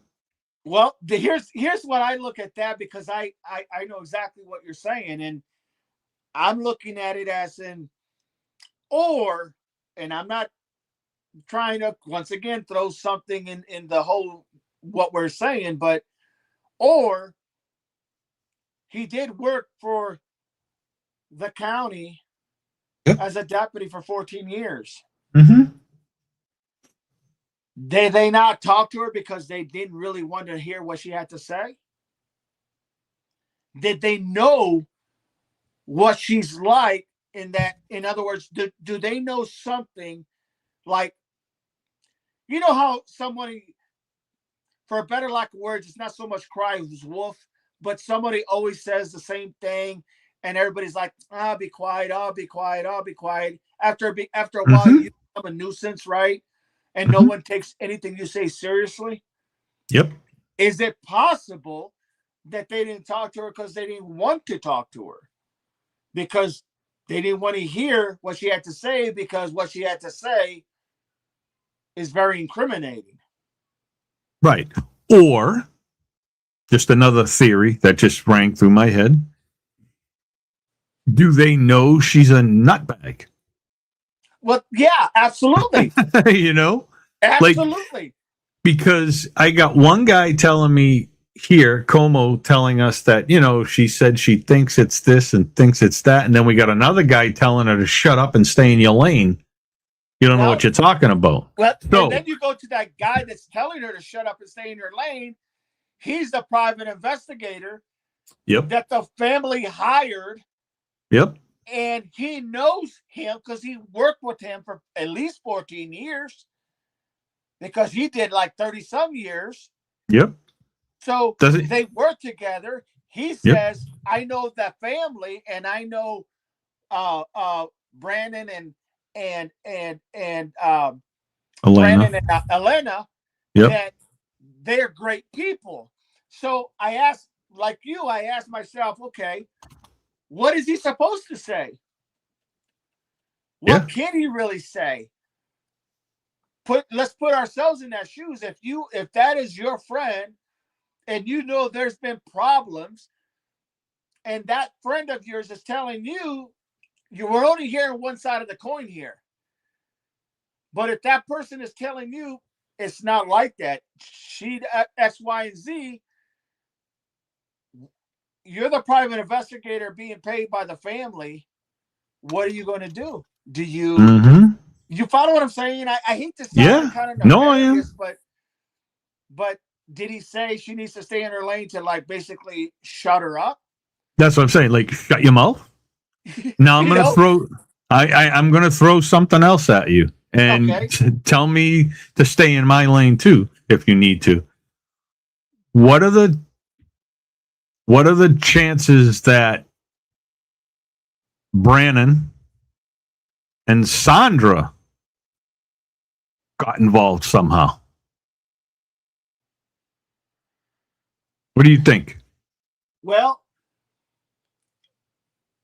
the only problem with that is that it's possible. Obviously, it's definitely possible. Right. But Sandra is throwing him under the bus. True.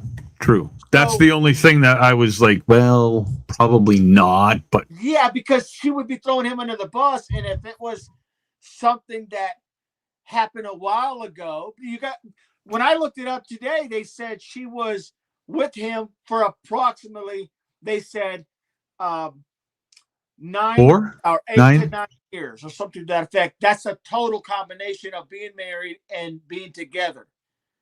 Okay. So I'm taking it as in she was probably together with him anywhere from 5 to 7 years.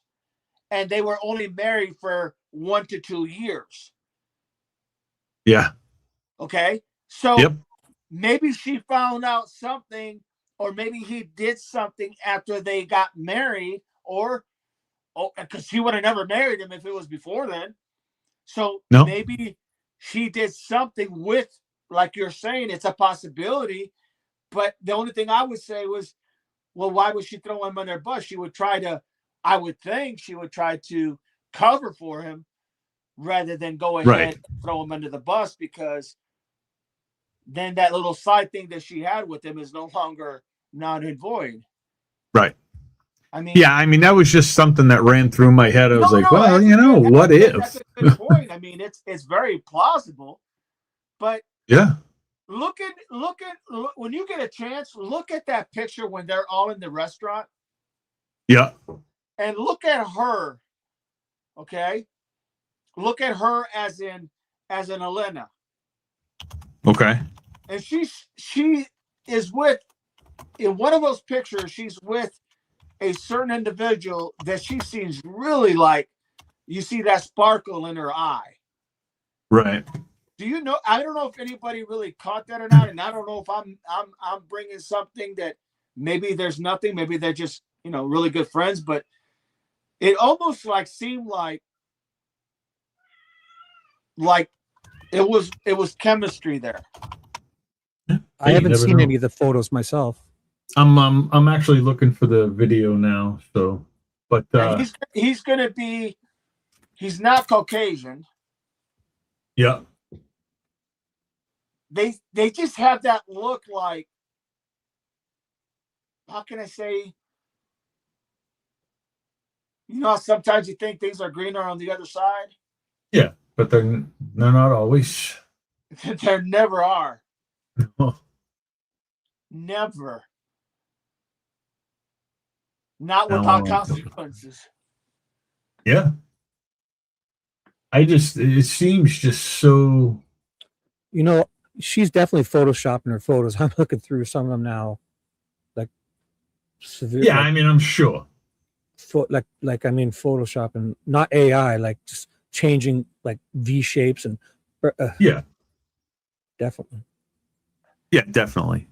Maybe she felt like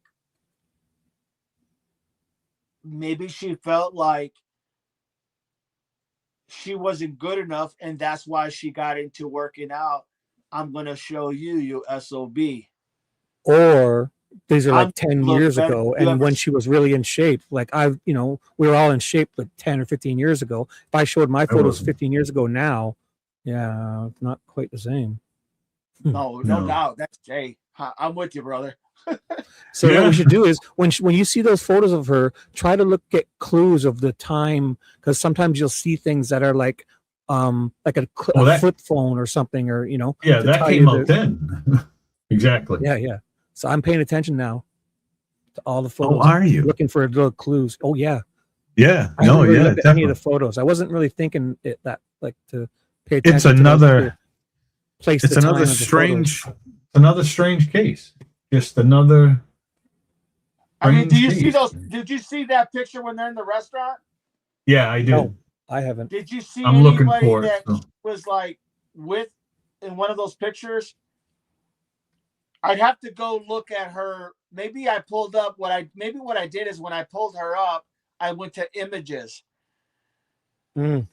And when I went to images, as a matter of fact, let me pull it up real quick. Hang on. Let me see. So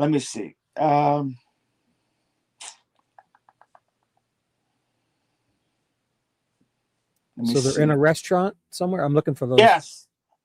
It was the night that she was in the restaurant. Apparently, when the girl told her, when she told the girl about fearing for her life. Hang on a second. Let me look.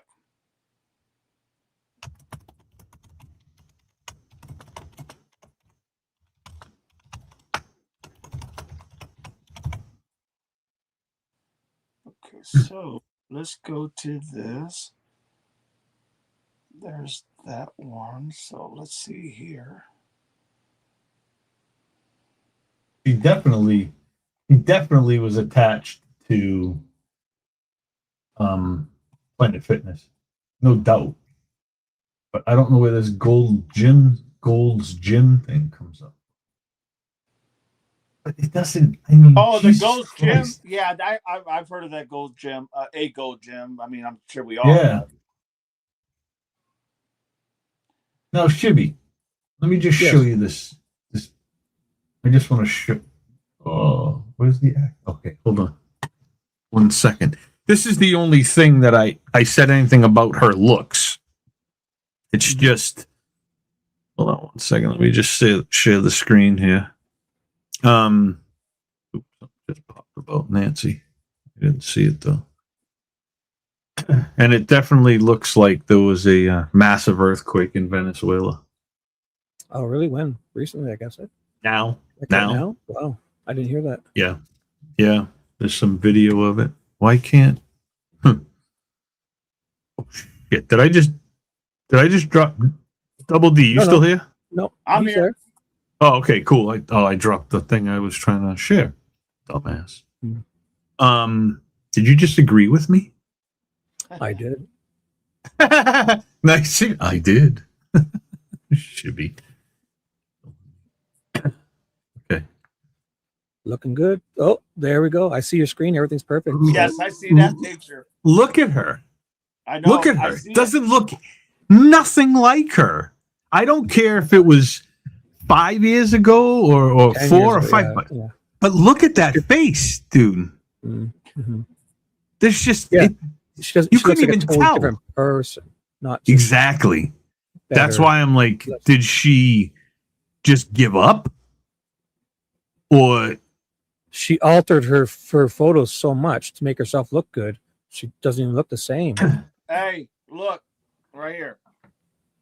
I don't know if you guys can see it or not. Can you see know us what? on the bottom of the screen? Can you see all our names and pictures? Yes. On Can the you side. see? Can you see? And can he present something? He should be able to. Can you see one that says present? Oh, okay. Or it says present or invite. Yeah. Where if you would see that the be little at? the squares that show us a backstage, you'll see present, and you got to choose to share your screen. It's like, And then it's you like can when you share. add somebody up on the stage, you got to add your screen up on the stage like a person. God dang, man, that's too complicated. That's all right. All right, that's cool. What are you trying to show? Well, I have the picture of what you just put out there. Okay, yeah. Email Well, it to just Chris. Email it. you can email All it to right. me. Well, I I'll have throw it that up there. picture, and it has the picture of what she looks like when she's all made up. Right. Yeah. And it's just like, you're right. It's just like night and day, dude. You know what? You know what it is? I think she only likes her nose because her nose looks similar and all then and now, and everything else has changed. Like she's messed with everything. Look, I mean, I don't want to say anything because, man, I just. No, it's okay to say it.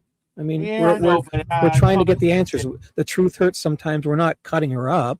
We're not saying bad things. It's just we're she doesn't look the same, no doubt about it. Right. I mean, we need to talk about everything. I think she gave up on her life. I really do. Yeah, she gave up on herself. And look at whether or not they say they were separating or whatever, but that doesn't mean immediately you stopped loving the guy, right? So that whole, man, my marriage is falling apart, my life is falling apart. I'm going out, hey, I'm going crazy because I'm sure at some point when she got into Three Rivers, that medicine helped her get back on track because that's usually what happens. And then, like we talked about earlier, they come out of that facility and she's like, okay, I'm all better. I'm not taking the medicine no more. And then you just fall right back into where you were when you got in there.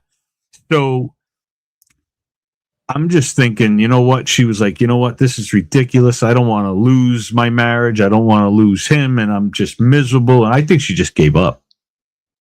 No, I think you're right. And if he did something with somebody, you can almost assure that she said, obviously, I'm not good enough. And went on that spin, if you will, that rail, if you will. And that's miserable. That's miserable. Yes. For her to say that. It should be a crime. I totally agree. Can't they charge him with anything? I mean, they probably dig something up, but sir, what are you in court for? Being a dick. But it's just like, that's miserable for somebody to have to go through that. Oh, and, I agree. In the outcome, I hope it's not that, but we'll never know. We're never going to know. I don't think so. Not if nothing comes back. Because I really think something is just telling me that after there's seeing an intruder, Chris. We have an intruder. I have my co-host with me here alongside. I have Melly with us. Trigger warning, guys. Trigger warning. How's it Trigger going? warning. It's going. It's going. How's it going? Good. Awesome. Sorry, I put my glasses on today. I'm blind today. I haven't been wearing my glasses properly. No biggie. Doesn't matter. Mine are on. It's going good. We're just trying to come up with some ideas. Another day, another mystery. Yeah, like I said, I just think she gave up on herself, and it's sad. But again, we'll see. We'll see what happens. About the fact that she looks different. So a lot of times with medications, they can make you gain a lot of weight. Oh, that's true. It is. They can make you gain a lot of weight. They can make you retain a lot of water. I have a lot of my patients. I'm not a doctor, dental doctor, so I work for a patient support program with patients that have like really rare diseases and stuff. Yeah. And a lot of our medications, unfortunately, can alter their weight, can alter, give them puffy face. It causes a lot of different physical things. So it could be that as well, that maybe, she gained a lot of weight from that. Who knows what else she was on. Steroids would have done that too. Mm-hmm. Yeah. And she was not saying she's a personal trainer, not saying she took steroids, but I don't know. No, I'm sorry. I don't mean steroids as in the drugs, like for lifting weights. Yeah, I mean like the other some type of medicines like that have the steroid in it, stuff. Yeah. And actually prednisone. So when my dad was alive, he was taking prednisone. He had a liver transplant, and it did make him, gain weight. So because all you really want to do, when I saw him, he was just constantly eating, right? So, Right. yeah.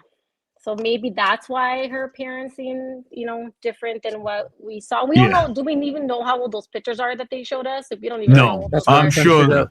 Yeah. I'm sure they're not looking for brand new. details. No way. Exactly. Yeah, exactly. So I think it could have been a mix of things. And if she struggled with mental health for a while, who knows what type of medications she maybe went, tried maybe all types of medications. We don't know, right? So who knows? But to me, when I look at her, I feel like you can see the distress. Yes. And I just know because I've been down that road with mental health, unfortunately. And I mean, I'm better now, but I remember I couldn't even look at myself. And I mean, I still struggle, but I couldn't even look at myself, because of what the meds did to me and stuff in the past. And so I look at her and I'm like, wow, it's like a mirror, And so I think there was definitely something going on there, and it makes me sad that she didn't get all the help she maybe could have. I don't know, just Yeah. could have been a different outcome. That's a very good point, Melly. That's a very good point. If she's taking a lot of different, well, I shouldn't say a lot, but if she's taking different meds, yeah, the side effects are, and I speak only from because of Storm taking my meds. Yeah. That's one of the side effects, Yeah. So you got to really be careful. Well, you have to be careful in the sense that, you have to understand what you're dealing with, right? Exactly. So it doesn't take you down that rabbit hole, down that gutter. If Also, you will. guys, I don't use Snapchat or Instagram, but when these photos come, I'm looking at them in the browser, but when were they posted? We should know when, like 5, 10 years ago, 6 years ago. So, well, let me see here. I don't use Instagram or Snapchat. So if you can go back that far, I feel that these are the date they're posted. She's not okay. posting. So let me see. This one here is. Let's see when she posted this one. Like, what's her oldest posts? Get a frame, got time frame would be good. Because I also feel that when in this day and age, when one person in a couple wants to be like a media person, the other person just is like, oh no, not this again. They're just like, oh, I'll smile for the camera and make it look perfect. Right. Well, no doubt she photoshopped her pictures. I mean, that's no doubt about it. I mean, yeah, I think nowadays it's. I mean, I've done it. I've done it. I mean, no, and I'm not saying anything bad about it. No, I've done it, and I know like how pictures can look altered, right? I mean, with all these filters out there and stuff, and it can happen. I mean, I think we all, kind of played around with them here and there. And you smooth out your skin. I think it's just become a thing now, and I mean sometimes an unhealthy kind of thing, right? But I think like I said, when I look at her, I see that change possibly. I mean, like I said, I'm not a doctor, but it could just be meds. I think the meds altered her, and I mean, who knows what else she struggled with? Maybe she just didn't like the way she looked, and maybe she did give up, and it's tough. I mean, taking meds and going through the changes is not easy. So no, I get that. Plus, I'll put it on a lot of these media outlets. They'll go back 10 or 15 years to get the hot pictures to post, to catch more eyes. Yeah, and then when you see them, you're like, wait a minute, like and this is the thing when they put up missing people pictures, it's like puts like with Nancy, they use the picture that she was like younger. Right. Not young, but you know what I'm saying. And it's like, yes. She could have changed. Like she could look totally different. She could have more wrinkles. Like, but you get more clicks and views with a. I know it's unfortunate. I mean, it's unfortunate that even with missing people, they have to like go and pick the most like, whatever appealing photos, I guess. Yeah, but, flattering. Yeah, flattering. Photos. Yeah, exactly. So. But yeah, I think I just wanted to comment on that about the appearance, and I think that's what it is, to be honest. But no, I think you're right. I think that just kind of like got away from me because you're exactly right. That very well, as she's on her meds or going through her difficulties or going through even the stress itself. I mean, I found a clue. It's Okay. she may have been doing it herself by scanning photos. It looks like there's some white edges on a bunch of these photos where she's scanning her old ones as like photos that weren't digitalized and then posting them in today's day and age too. So Oh, wow. she may have posted it 3 years ago, but she may have scanned in a photo, from 10 years before. Because I see a lot of white edges, and that's indicative of a photo. When you put it in the scanner physically, Right. So she may have been posting old photos of herself. Well, I think going back to the main thing here is it's pretty obvious, or I shouldn't say it's very likely that we can probably say there was, by the information we have seen, there was definitely some issues in the marriage. There was probably, more than likely, there was some issues. Something happened that triggered her to write all them notes. I mean, Yeah. and saying that could have been literally the beginning of the end of the spiral. It sure as hell didn't help. So What? the idea that she went ahead and literally went ahead and lost faith or lost confidence in herself or lost any sense of hope Mhm. was probably because maybe at the end of the day something was done with someone else and she could not face that. Yeah. Somebody definitely hurt her. No doubt.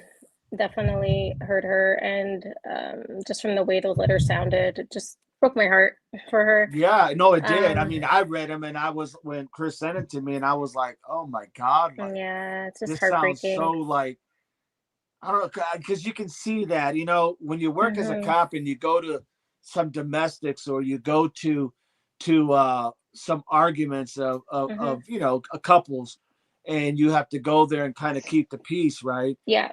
You see that a lot and you go through that a lot, and it's and you hear it, they're yelling at one another and you gotta try to keep it, where no one Mhm. hits each other.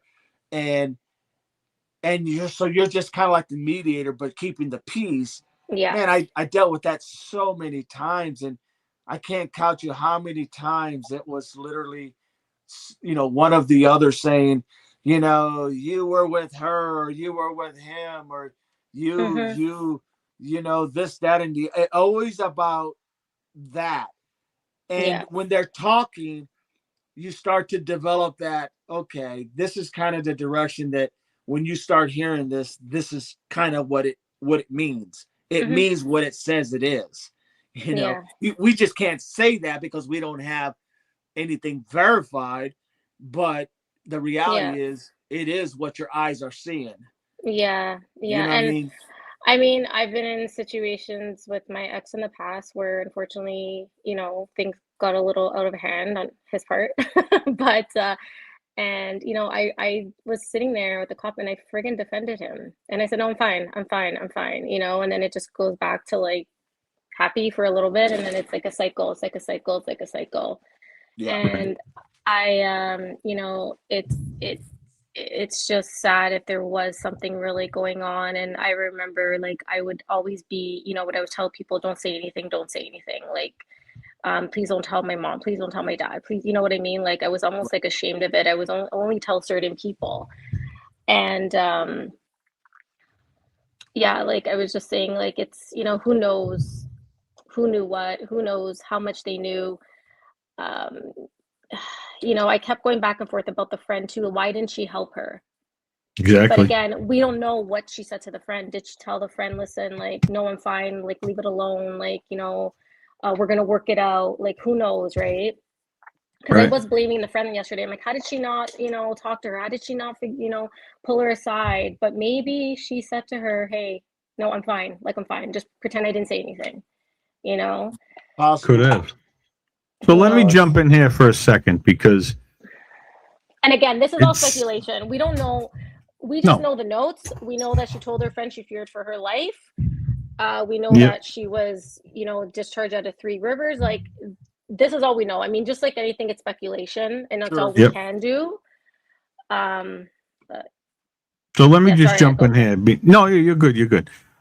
because this is what I do, but it seems to look like I've upset some people talking about how she looks now compared to how she looked then. We weren't. So no. Let me finish, please. Whatever. So Go ahead. you're good.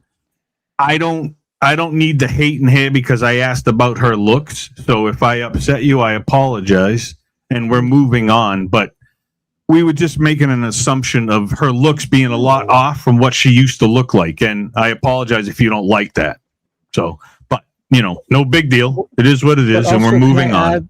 That we're using it to gauge, to come up with answers about this crime, this investigation, not to point out her looks. No, I just don't want any hate. I'm not here for that. So if I'm saying something wrong, let me know like they did, and I just want people that. That's fine, but they're two important people, so I want to just apologize for upsetting them. So that's what I did. So we're good. It's all good. No big deal. It's all if you don't, in the neighborhood. Yeah, I mean, hey, it's just what we were discussing. So that's all. But anyways, again, I apologize. Everybody's going to have a different take. That's kind of why I said I'm just not going to go into this. Yeah. Because I mean. What it is though, we're trying to distinguish like what could have literally happened, right? Where everything spun out of control. Well, that's what I'm saying. Dynamic could have happened where she literally, because we don't know. I mean, for all we know, she could have unalived herself. We don't know that. I mean. The only reason I'm sure that maybe if that's the case, in my opinion, it's very possible that obviously her other half had something to do with it as far as the support network. You know what I mean? The comforting, not saying the right things at the right time. Right. Maybe. We don't know that, but the idea is we're just trying to get an idea of when did everything start spiraling? Because you have notes that she wrote. You have how she was feeling. You know why she was feeling. And I thought I'm really thinking that some of those notes, or one or two of them, one was in May. I just don't remember if it was May of this year or May of last year, but it was in May because I remember looking at the date going, damn, that's pretty recent, so it wasn't too long ago. Once again, we're just trying to figure out what could have went wrong. That's it. And the only reason I had brought that up anyways is because usually it's the other way. When they start doing the drugs, they become a toothpick and they look like they're 100 years old. That's the only reason, because usually when something like that happens to you, you go one way or the other, and that was the point. You know what I'm saying? That was just it. Myself, it's I'm trying to piece together the timeline, not anything about her looks. I think it's a difficult timeline because we're missing from the 11th to the 17th, and that's where I am right now. Is where the hell was she from the 11th to the 17th? Do you think that she was maybe staying with somebody and told them not to say anything as to where she is? Maybe she was trying to get away from him. Maybe probably. And that was one of the things that I was saying, Chris, was the fact that when do we know when they found her? We know when they reported her missing. So they reported her on the 12th. The husband did, or whatever he is to her, reported that she was missing. They found her on the 17th. Okay. So is it plausible that really no one was really looking for her and she was there all along? That's what I'm saying. It's possible. And habit-wise, I think I picked this motion up from JLR. I'm sorry. He does. Oh, I don't know. I think I am stuck with it now. But yeah, so the double-handed wave goodbye too. Right? Yeah, the double-handed. Yeah. But I gotta know from the 11th or the 12th, anyways, the 12th to the 17th. I gotta know. That's what's going to tell us a lot. And I don't think I don't think they're talking about that time span enough, right? Well, and you're right. You're right, because the coroner would have been able to give a time frame.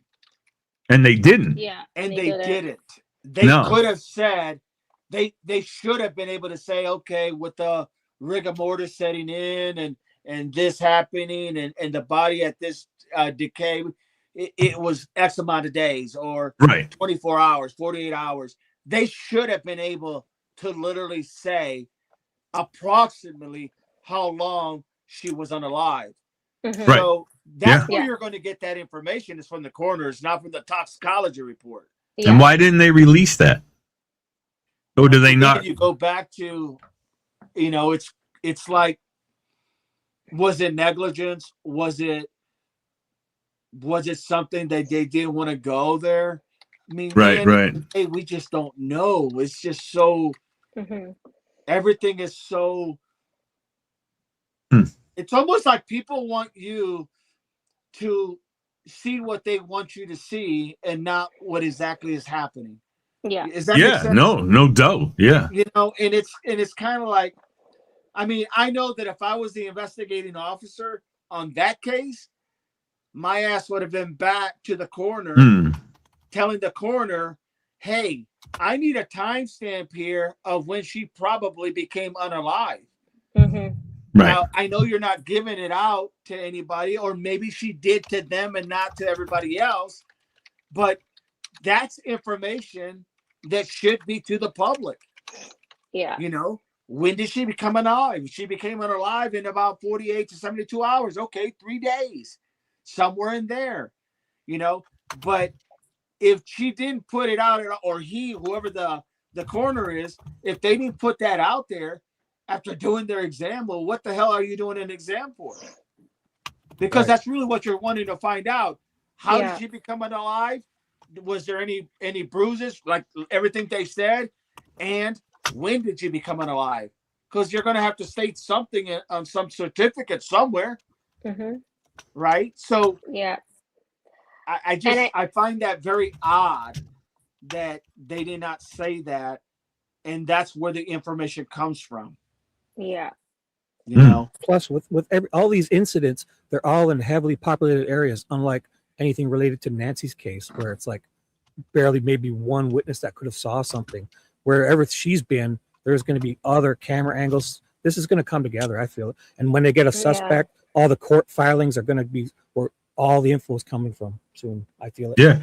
And the other thing, somebody mentioned this earlier in the chat too, is that there was nothing found with her that I've heard a report of. It was nothing. It was her. No cell phone, no Where's her purse, phone? No purse. identification. No, nothing. So Nothing. where is that?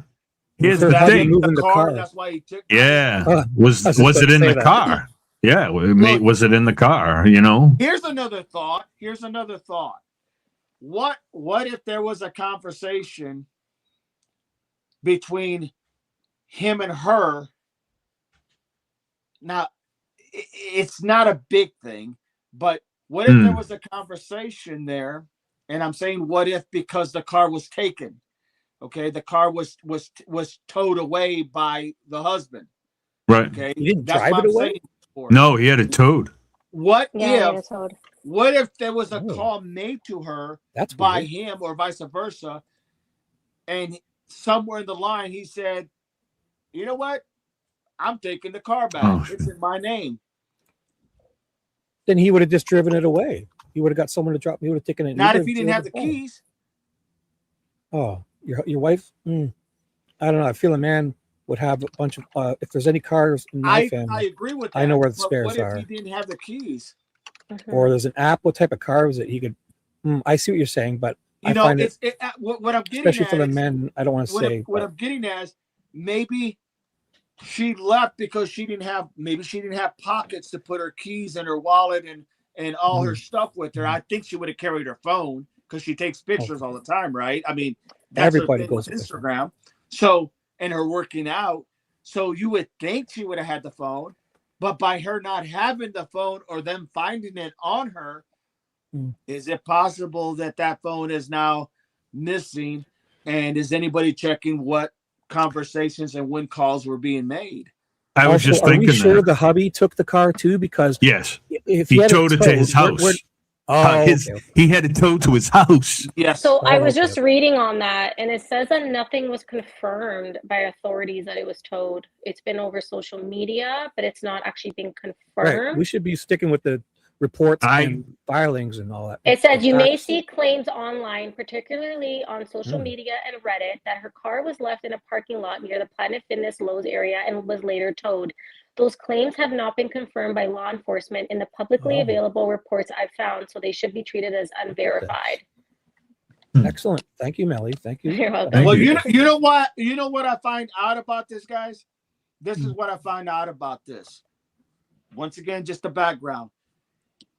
Why would, and this has been reported that, and I think it was by also the PI or whatnot, this has been reported that they told the husband, do not say anything.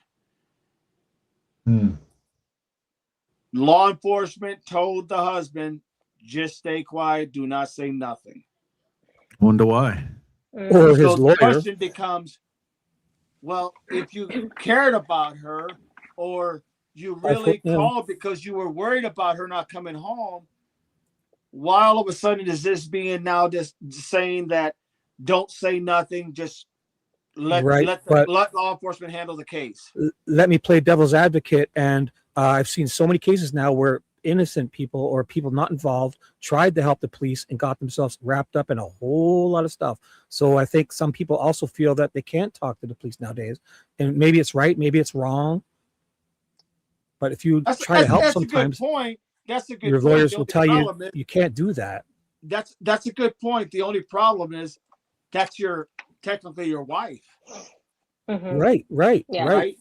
Looks so bad. If that's your wife, but it's also like saying that if you don't let the police come and search under your bed, are you guilty? Or if you plead the fifth, so they want you to feel that way. If you assert your civil rights, you're guilty of something. So then you could then.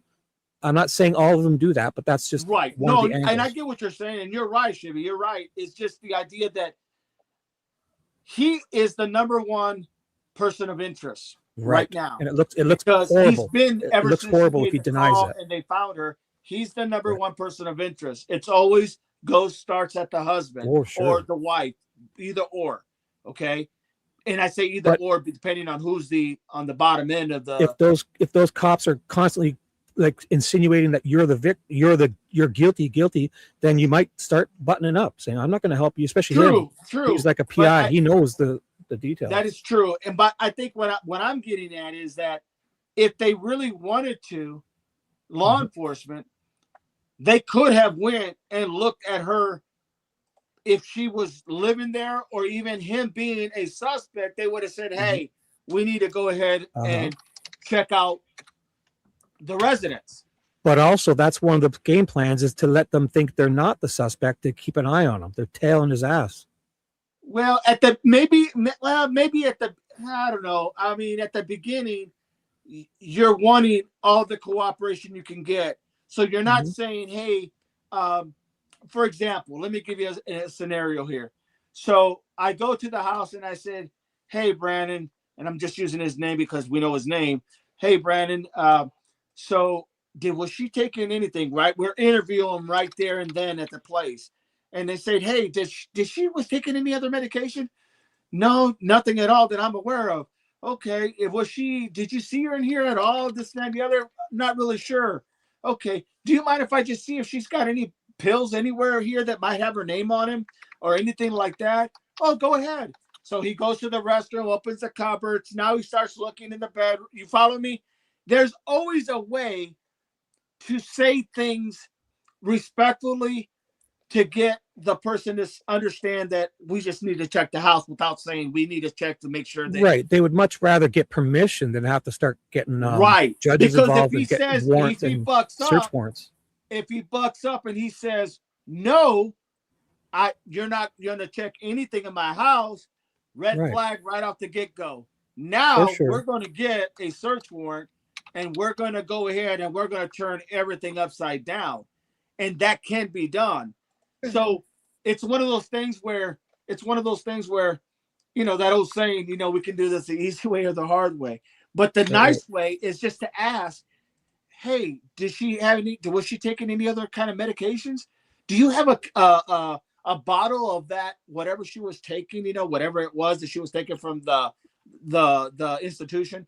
Do you have any bottles here that she was Yeah. taking? Sometimes it's a test or a bluff. Yep. I Yeah, do. absolutely. You'll Because test them. one way or the other, either you're going to get the confirmation and say, "Oh yeah, go Right. ahead, officers," or you're going to get that.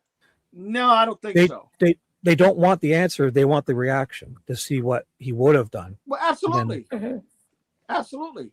And either way, they're going to want to chat, and that's always a good base start to see what is the demeanor of the other half of the equation, or the other half of the couple. Usually they're playing chess with somebody who's not playing checkers or something. They're playing chess with this guy, and he's a chess master himself in that sense, where he knows what they're couple moves ahead, why they're asking. Do you think they would have pulled him in already by now? For Absolutely. questioning and looked at the house and everything, like absolutely, maybe even read his text messages, like would they even go through his phone? Absolutely, that's what I was saying earlier. Yeah, with Elena's phone, all they had to do is go to the company and say, we need a printout of all the conversations. Oh yeah, yeah. Okay, so absolutely, but I think one of the things I know in law enforcement is you want to ask the simple questions, not only because you want to hear the result, but you want to ask the simple questions because it speaks volume. Because if you're really innocent, the risks of giving information, but you'll do it anyways. Despite if you got nothing to hide, you'll hand over your civil rights. Yeah, you'll to help because you're worried about your wife. I don't know if it's about civil rights. Giving your phone to get a full download is a big deal. Come on, letting them inspect your home is a big deal. Just getting information from the individual to look to see if there's anything, bottles of pills or anything she would have been taking. I'm talking about when you're at the police station trying to help, and then they say, "Oh, can we take your phone and make a complete?" They want to download it and use all those programs. I forget the name of that one. Well, in reality, if you are declared a suspect, I'm not saying he is, but if you are declared a suspect, they're going to download your information whether you want. Well, they're going to do it. They're going to do it also because it's helpful to find someone too, or come up with answers. It's not more likely it's a suspect. It's not. Maybe it wasn't him. Maybe it was his friend. I mean, the idea is they're going to get a search warrant no matter what. Okay, so that. But not if you give permission. They don't need it, right? It's like this. No. And Devil Dog, I just want to. Oh, sorry. Go ahead. Sorry. No. Could you imagine, real quick? I'm sorry, Melly. Yeah, it's okay. Could you imagine if they went to the family of of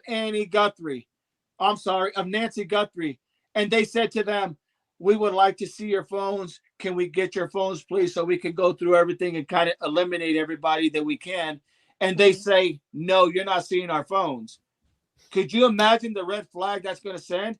Guilty. Are you thinking that they're not going to get a search warrant and have all that information downloaded? Of course they are. Guilty. Of course they are. It's no different in this case. You're asking the individual, hey, can we go ahead and check the phones to see communications? When's the last time, this, that, and the other? And he says, no. Okay, well, now we're going to get a search warrant. And believe me, they will be able to get a search warrant to go ahead and get all that information. So you're really doing it because you want the information to be able to clear them. You want to clear the individual. In the same token, you want to see what kind of pushback you're getting. That's right. If that makes any sense. Yeah, and Devil Dog, I just wanted to touch base on what you said before about, asking the simple questions. And what I've learned is just in general too, like sometimes asking the simple questions could actually have the biggest answer.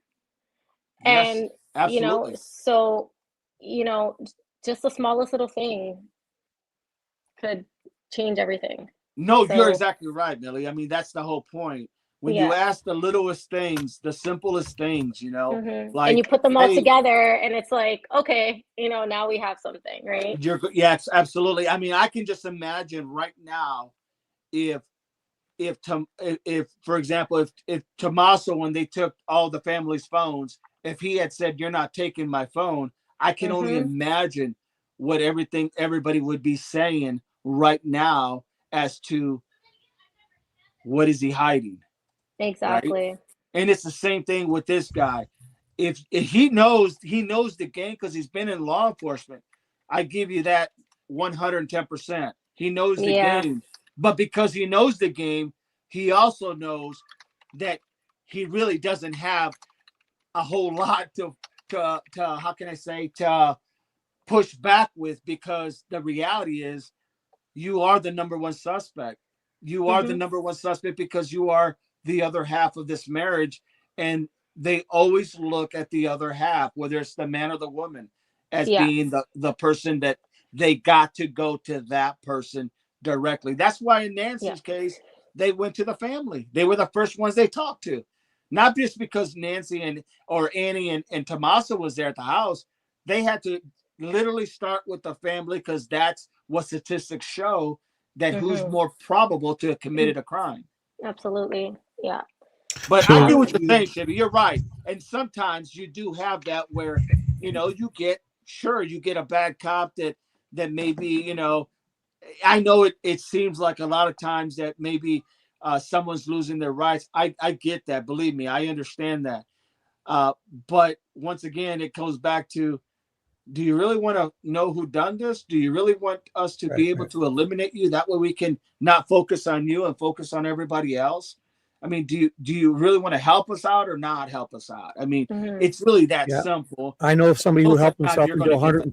I know someone who helped out so much that they're now in jail for 130 years on a dual homicide that I believe they have nothing to do with. So. Oh yeah, well, no, I can understand that. Well, that's a different story because you have first knowledge of that. You have first knowledge on you went through something similar. Well, I mean, I did. It was a case we're following from Delphi. I'm not saying I witnessed. Oh, Delphi, yeah. I was kind of being facetious there, a little. Oh, okay. Well, okay. Like I was being a little hyperbolic. That's the word. I got you. So the Double Dog. You remember earlier, Double Dog. Oh. Double Dog. Remember earlier? I know, right?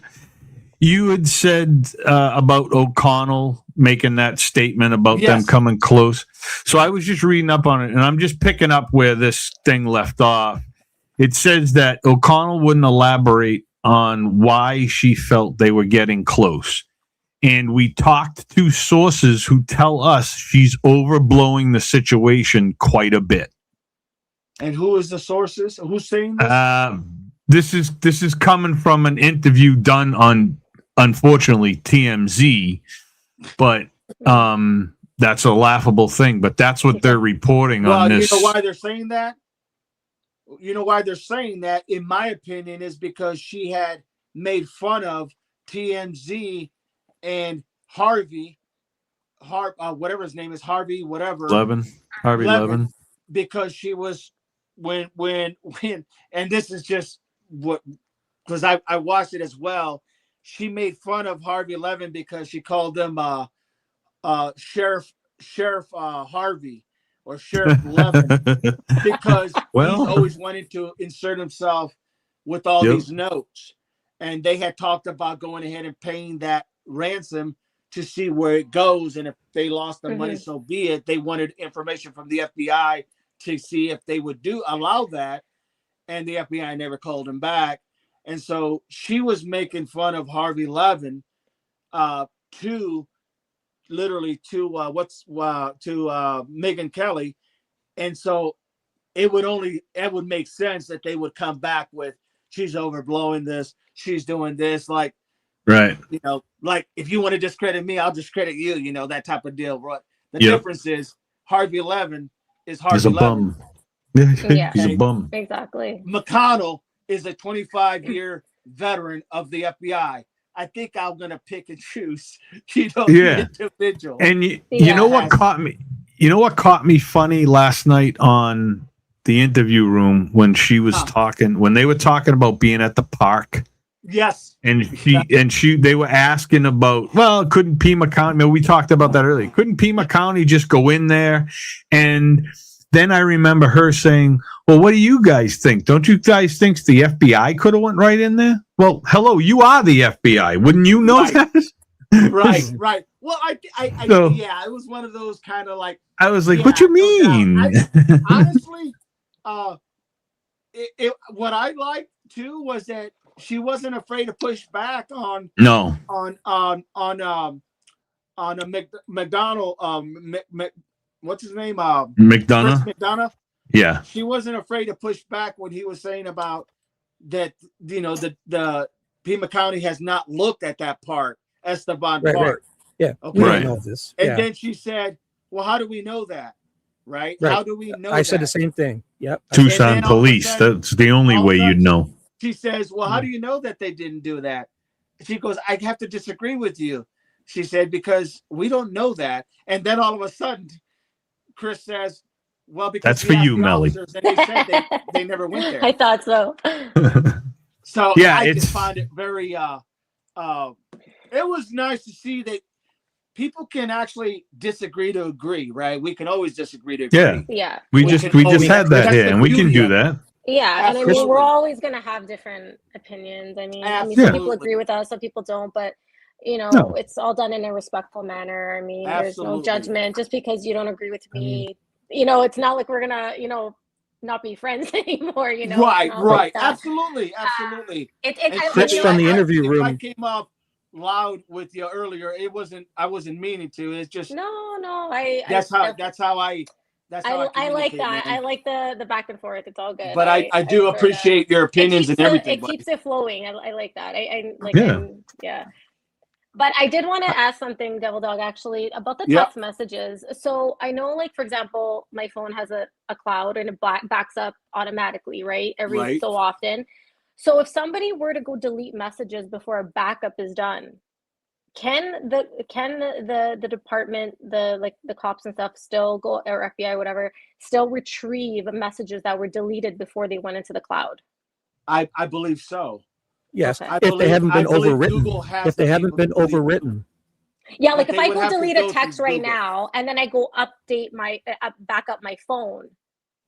Well, Is it- when you update your phone and you update like your messages and stuff, Mhm. I'm assuming, and I'm not a technical person, but I'm assuming that in that process you're doing it not only for you to update your phone, but you're doing it so that you can have it later stored somewhere, right?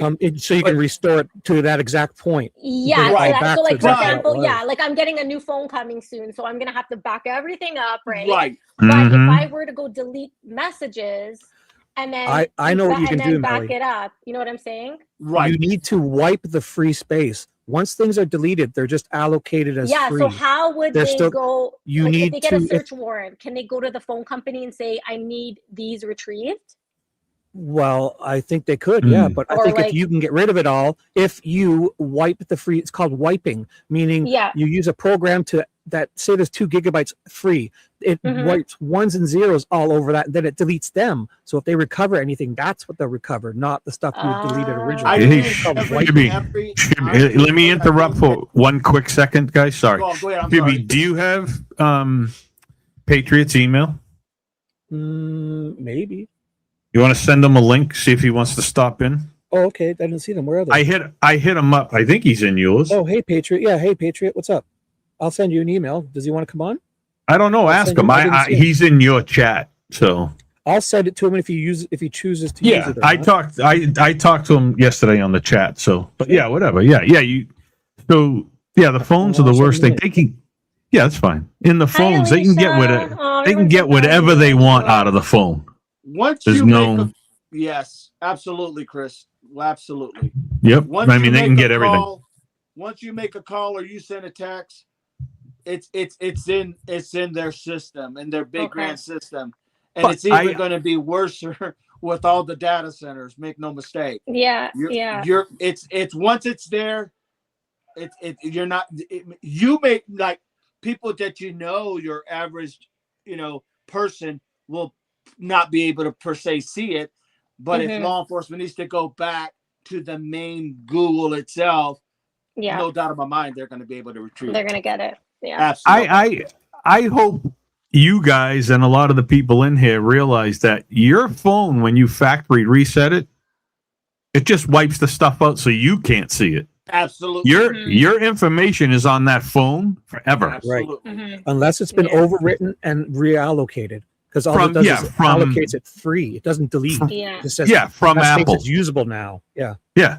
But your information doesn't go anywhere unless they do that. So when you get it and your new one and you reset and you're like, oh, that's great. It's not.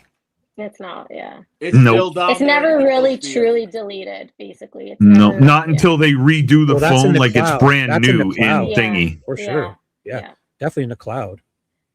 I think Yeah. Melly was talking about on the physical device. that's So. The cloud, the physical it's kinda like device, the like, but internet, even in the cloud, like, yeah, like in the physical device, yeah. you know what I'm talking about? Yeah. Yeah, the cloud doesn't get overwritten. They would keep all that stuff and just Like use if somebody more wanted space. to be shady and say, I'm going to delete all this evidence. You No, know? he's at the So- gym. So he's at the gym. So he the trick to it is, Melly, is you before you do your backups or whatever, you got to get rid of that by wiping it, meaning use a program to actually wipe it. So you wipe got it. 2 gigs free. It's got to fill them up with ones and zeros and delete that. Got It's it. called wiping, Okay. like you're double Yeah. deleting, sort of. Yep. Yeah. Okay, got it. Oh, you got something to hide, Melly? Does that mean you have something to hide? Or you, No, I have nothing we- to hide. I have nothing to hide. so, My phone Chris, is clean. I have nothing to hide. I live a half an hour away. I'll go. I'll what bring the my. hell are we talking about here? I'll bring my laptop, Melly, and we'll get a backup, and you'll just got to Oh prove my that. I'm gonna get a backup. No, I'm all good. Nice. I'm all kidding. business. All business. Yeah, it's like, it's Yeah. I feel like with Elena, I feel like it's heading down the same path as Nancy. It's just she's not famous, but there's no answers. There could be multiple. Well, really, I don't think there's multiple things that could have happened to her because it's either, she, we don't have to keep bringing that up. But yeah, I mean, there's only a few things that could happen with her, right? I said Nancy, we're everywhere. He's at the gym, so he's listening and he's at the gym. Oh, I didn't hear. I said Yeah, it was in your chat. So, but yeah, I was busy yes. on your first command. Get with it. This is Come on. payback I'm sorry, for sir. Sorry, sir. This is payback for the months. I will never do it again. I know I the will mute months myself now. Summon that me when I you need worked. The months that I worked for you with no lunch, no vacation, no breaks, no nothing. This is me. payback. It's your turn to be the tyrant, I guess you can say. So, yeah, but it just feels like just a minor, small, little Nancy thing, right? This poor lady, whether or not she was, I still need to know from 11 to 17 what happens. Yeah. Where was she? What was she doing? Obviously, And that's why think it's going to be interesting to know when she passed, because if she was reported missing on the 12th, nobody saw her from the 12th to 17. Who knows? She could have. She could have been gone the 12th. She could have been on the 13th, the 14th. We don't know, right? That's Right. Yeah. And the sad thing about it, that's coming from the coroner's office. Yeah. Oh, and I did look up about somebody mentioned about that they can tell how she died by looking at her eyes. So it said that you can't tell the exact cause of death, but you can have kind of signs. So for example, if she was what's it called, overdosed, you could tell by the pupils. If there was a hemorrhage, the dilation of the dilation, hemorrhage, if certain the way the eyes look, but they still can't get a definite by that, but they can kind of see certain things. That's what I gathered from my little. Well, that makes sense. Yeah. Because there's a lot of times if you go to a crime scene and you see somebody that's unalive and their eyes are open and it encapsulates kind of like you said where the dilation is. Mm-hmm. It won't be exact, but it'll give you at least there'll be signs. Yeah, exactly. And they can't definitively say what it is just by looking at them. They have to have that report and everything, right? But they can definitely have an idea. Absolutely. Of what's going on. That video that I was showing you guys earlier, that I stopped because I can't play her whole thing. That next part is that deputy coroner. That's what she talks about. She tells you why about the eyes. Mm-hmm.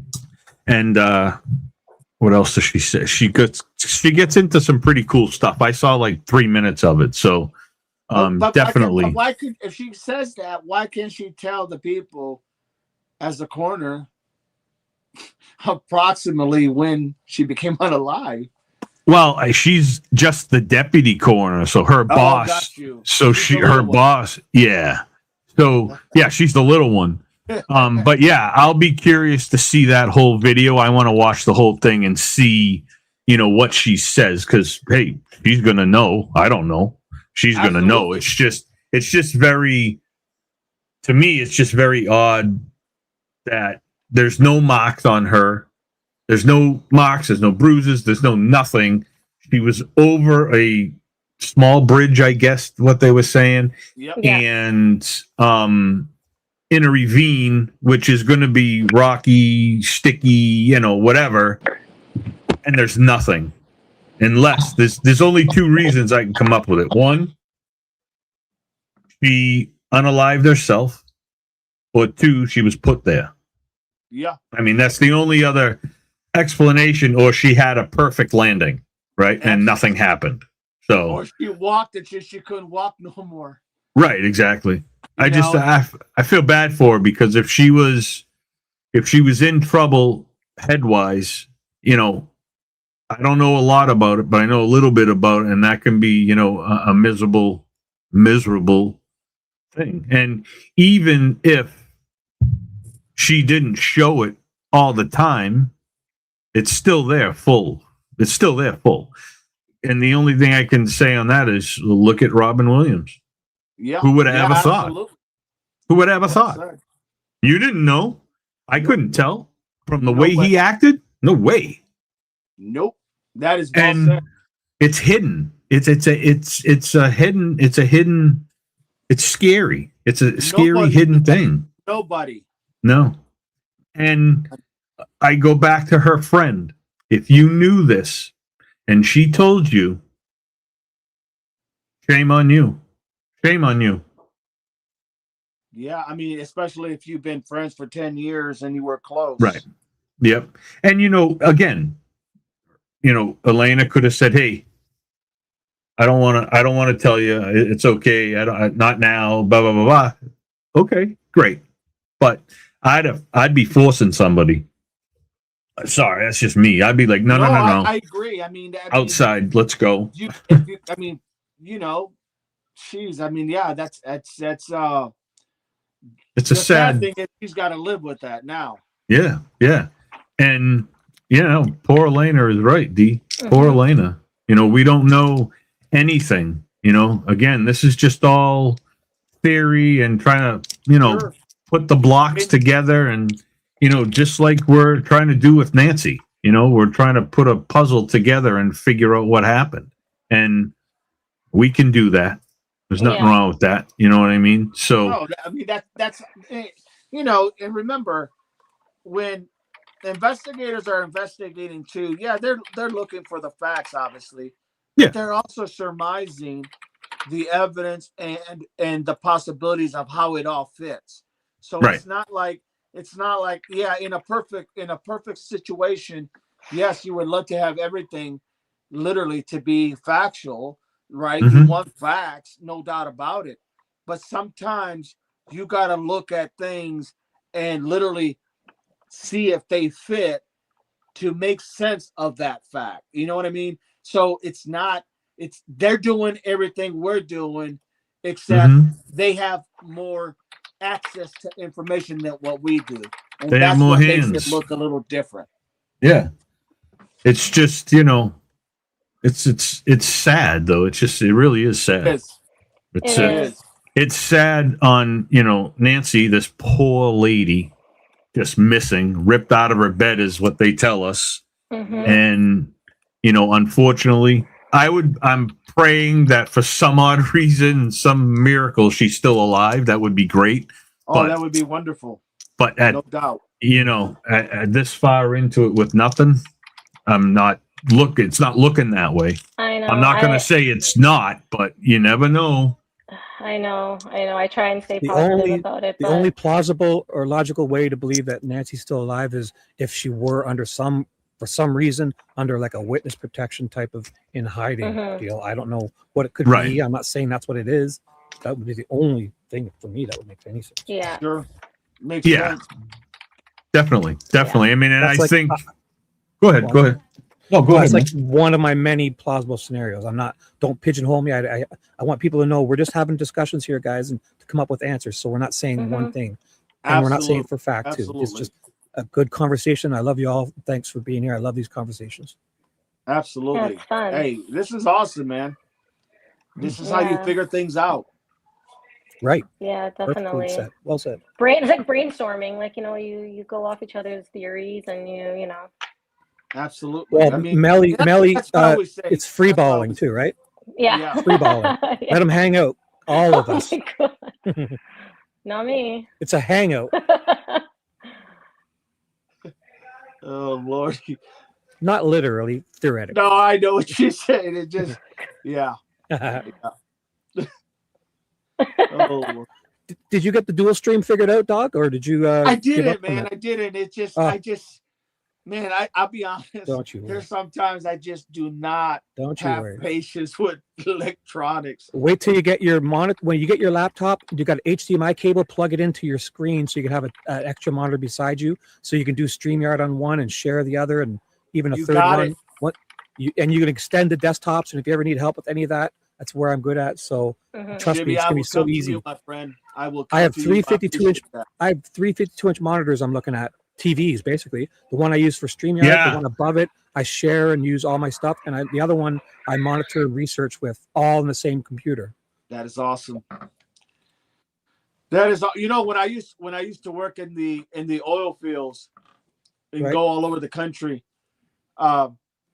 When I used to work in there as an engineer, we had this one guy that was with us, and man, this guy was like, I mean, this guy was just knew everything about everything. I mean, this guy was sharp, had no common sense, none whatsoever. But man, this guy was smart as can be. He would take our screens and we use regular laptops to measuring while drilling and all this kind of stuff, right? Logging and all this kind of stuff. And he would literally put up 3 computers, and he would literally he would do what you just said, put a big one where you could take the mouse and just go to the next screen and go to the next screen. You know what I'm saying? Like one mouse controls everything. I mean, this guy could do everything. Now, I personally never learned anything from it because he was the setup guy. It was like, hey, make it happen, dude. This is what you do. But I tell you, man, if knowledge like that is so valuable, kind of what you're saying, it is so valuable because everything is now, so everything is technical, right? Everything's technology. For sure. Everything's about, computers and whatnot. And just to try to understand the dynamics for me is like, yeah, it's really tough because I'm old school, man. I'm not, I'm not really up to speed on a lot of things. I mean, just not, you know what I mean? I that's not my forte. Ask me anything else you want to ask me about sports. Ask me anything you want to ask me about law enforcement. I'll tell you everything you need to know, but do not ask me about computers because it just frustrates me. I don't have that knack. And I'm not embarrassed to say that. I just don't. That's not my cup of tea. Whoa, Chris, I got timed out. Oh my goodness. You got timed out? I got timed out in Chris's chat. Whoa. I think I'm about done here then. I got timed out, yeah. I can't even. I got called a dictator too. I can't even type in my chat. Jaylene's playing with her wrench because she came to mine, and I don't want to turn this into drama, but she. Why knows can't I not see to my use all picture on the caps, so screen? you need to change it to you need to assign a photo to your avatar. I don't think you have one. These are cameras turned off, right? No, when you turn your camera off, it should automatically put your picture up. So okay, but it definitely doesn't show your avatar. But anyways, to get back to the other stuff, I guess Jaylene is calling me a dictator in your chat and timed me out. So I'm okay. It's okay. I don't mind. But I can't even. I can't type in my chat. Whatever. I timed won't. Jaylene out because she knows she's doing all caps and constantly distracting me with nonsense. So I begged her for the last 3 months to stop. She's still playing, so I just timed her out. And I'm not a tyrant. It's just a request because it definitely distracts me. It's totally me. I'm neurotic. I get it. So I came to your chat. I know. Ripping me up in your chat, and she hid me. So it's okay. Nice. There's no love. There's just no love. Wow. I didn't do anything. How can people I mean, how can certain individuals just time out other individuals if they're not mods? She's a mod. Oh, she's a mod? It's okay. Oh yeah, she's a mod. I in just mine. went there to say that it was her, not me. I didn't say anything wrong. But if you want to play with the wrench like that. All right, so listen, I have to end this. I must go to work and the store, so I'm going to close this down. Note, look at this. Yeah. On a high Wait, I have one sports go for it. question. I have one Go sports for it. question. Uh-oh, here it goes. What do you guys think of the Toronto Maple Leafs? The I'm Toronto not a fan. Maple Listen, Leafs. I'm from Toronto, but I'm not a fan. I've always been a Detroit Red Wings girl, so. Hey, Shibby, how do I delete a mod? What is it? How do I get rid of the mod? I forget. Chris, I don't know. Don't worry about it. What did you say? Double Dog? What did you say? I am a Yankees fan. Just so everybody to know what baseball was, my friend. Just so everybody knows. No. Boston, and I was like, dude, I'm a Yankee fan. Yes. Die hard. I can say hi, Gibber. No, I know. Amazing. So just so everybody knows, this will be the last time we live with Double Dog. Devil Dog. I'm gonna block him from everything. We can't talk Yankees I'll here. go live with him. Double Dog. I think I know what Melly's trying to say, guys, is that we love every NHL hockey team in the United States because half of them are Canadians anyway. So True. That's all. True. Yeah, right? Yeah, right. I grew up. Just kidding. My cousin got me into the Detroit Red Wings, and Eiserman was always my player. Eiserman, yeah. So I have. I used to play him in the first NHL hockey for Sega. My God, he was my favorite player. Pavel Bure too. Yep. We used to drive to Detroit. You remember Furry? Is it Furry or Fury? Flurry? Calgary? Flurry, Yeah. That guy was amazing, man. Short and amazing. Yeah. Theo Fleury. Theo Fleury. Yep. Fleury. Yeah, there's so much of old hockey. Love it all, guys. Thanks, Chris, for shutting her down. Thanks for having me. Melly, you're amazing. And Dog, you're Thank the you. best. Chris, Dog, you're the man. Thank you so much. Appreciate all of you. Yeah, thank you to everybody in the chat. Thank you, chat. And everybody's chat, and thank you to the mods and everybody on this panel. It was great. God bless. It was a good time. Once again, God bless Mel. Thank you, Double Dog. Definitely. Everybody have a wonderful evening, and we'll talk again soon. We will. Yeah. We will. All right, if you guys Joe. got any breaking news, don't hesitate to send it. Everybody here, thank you. We so shall. much. Appreciate everything you guys do. All right. Thank you, everyone. Thank you Love all. God bless, See ya. guys. Take care. Bye. God bless. Bye-bye. Bye-bye. We'll see you.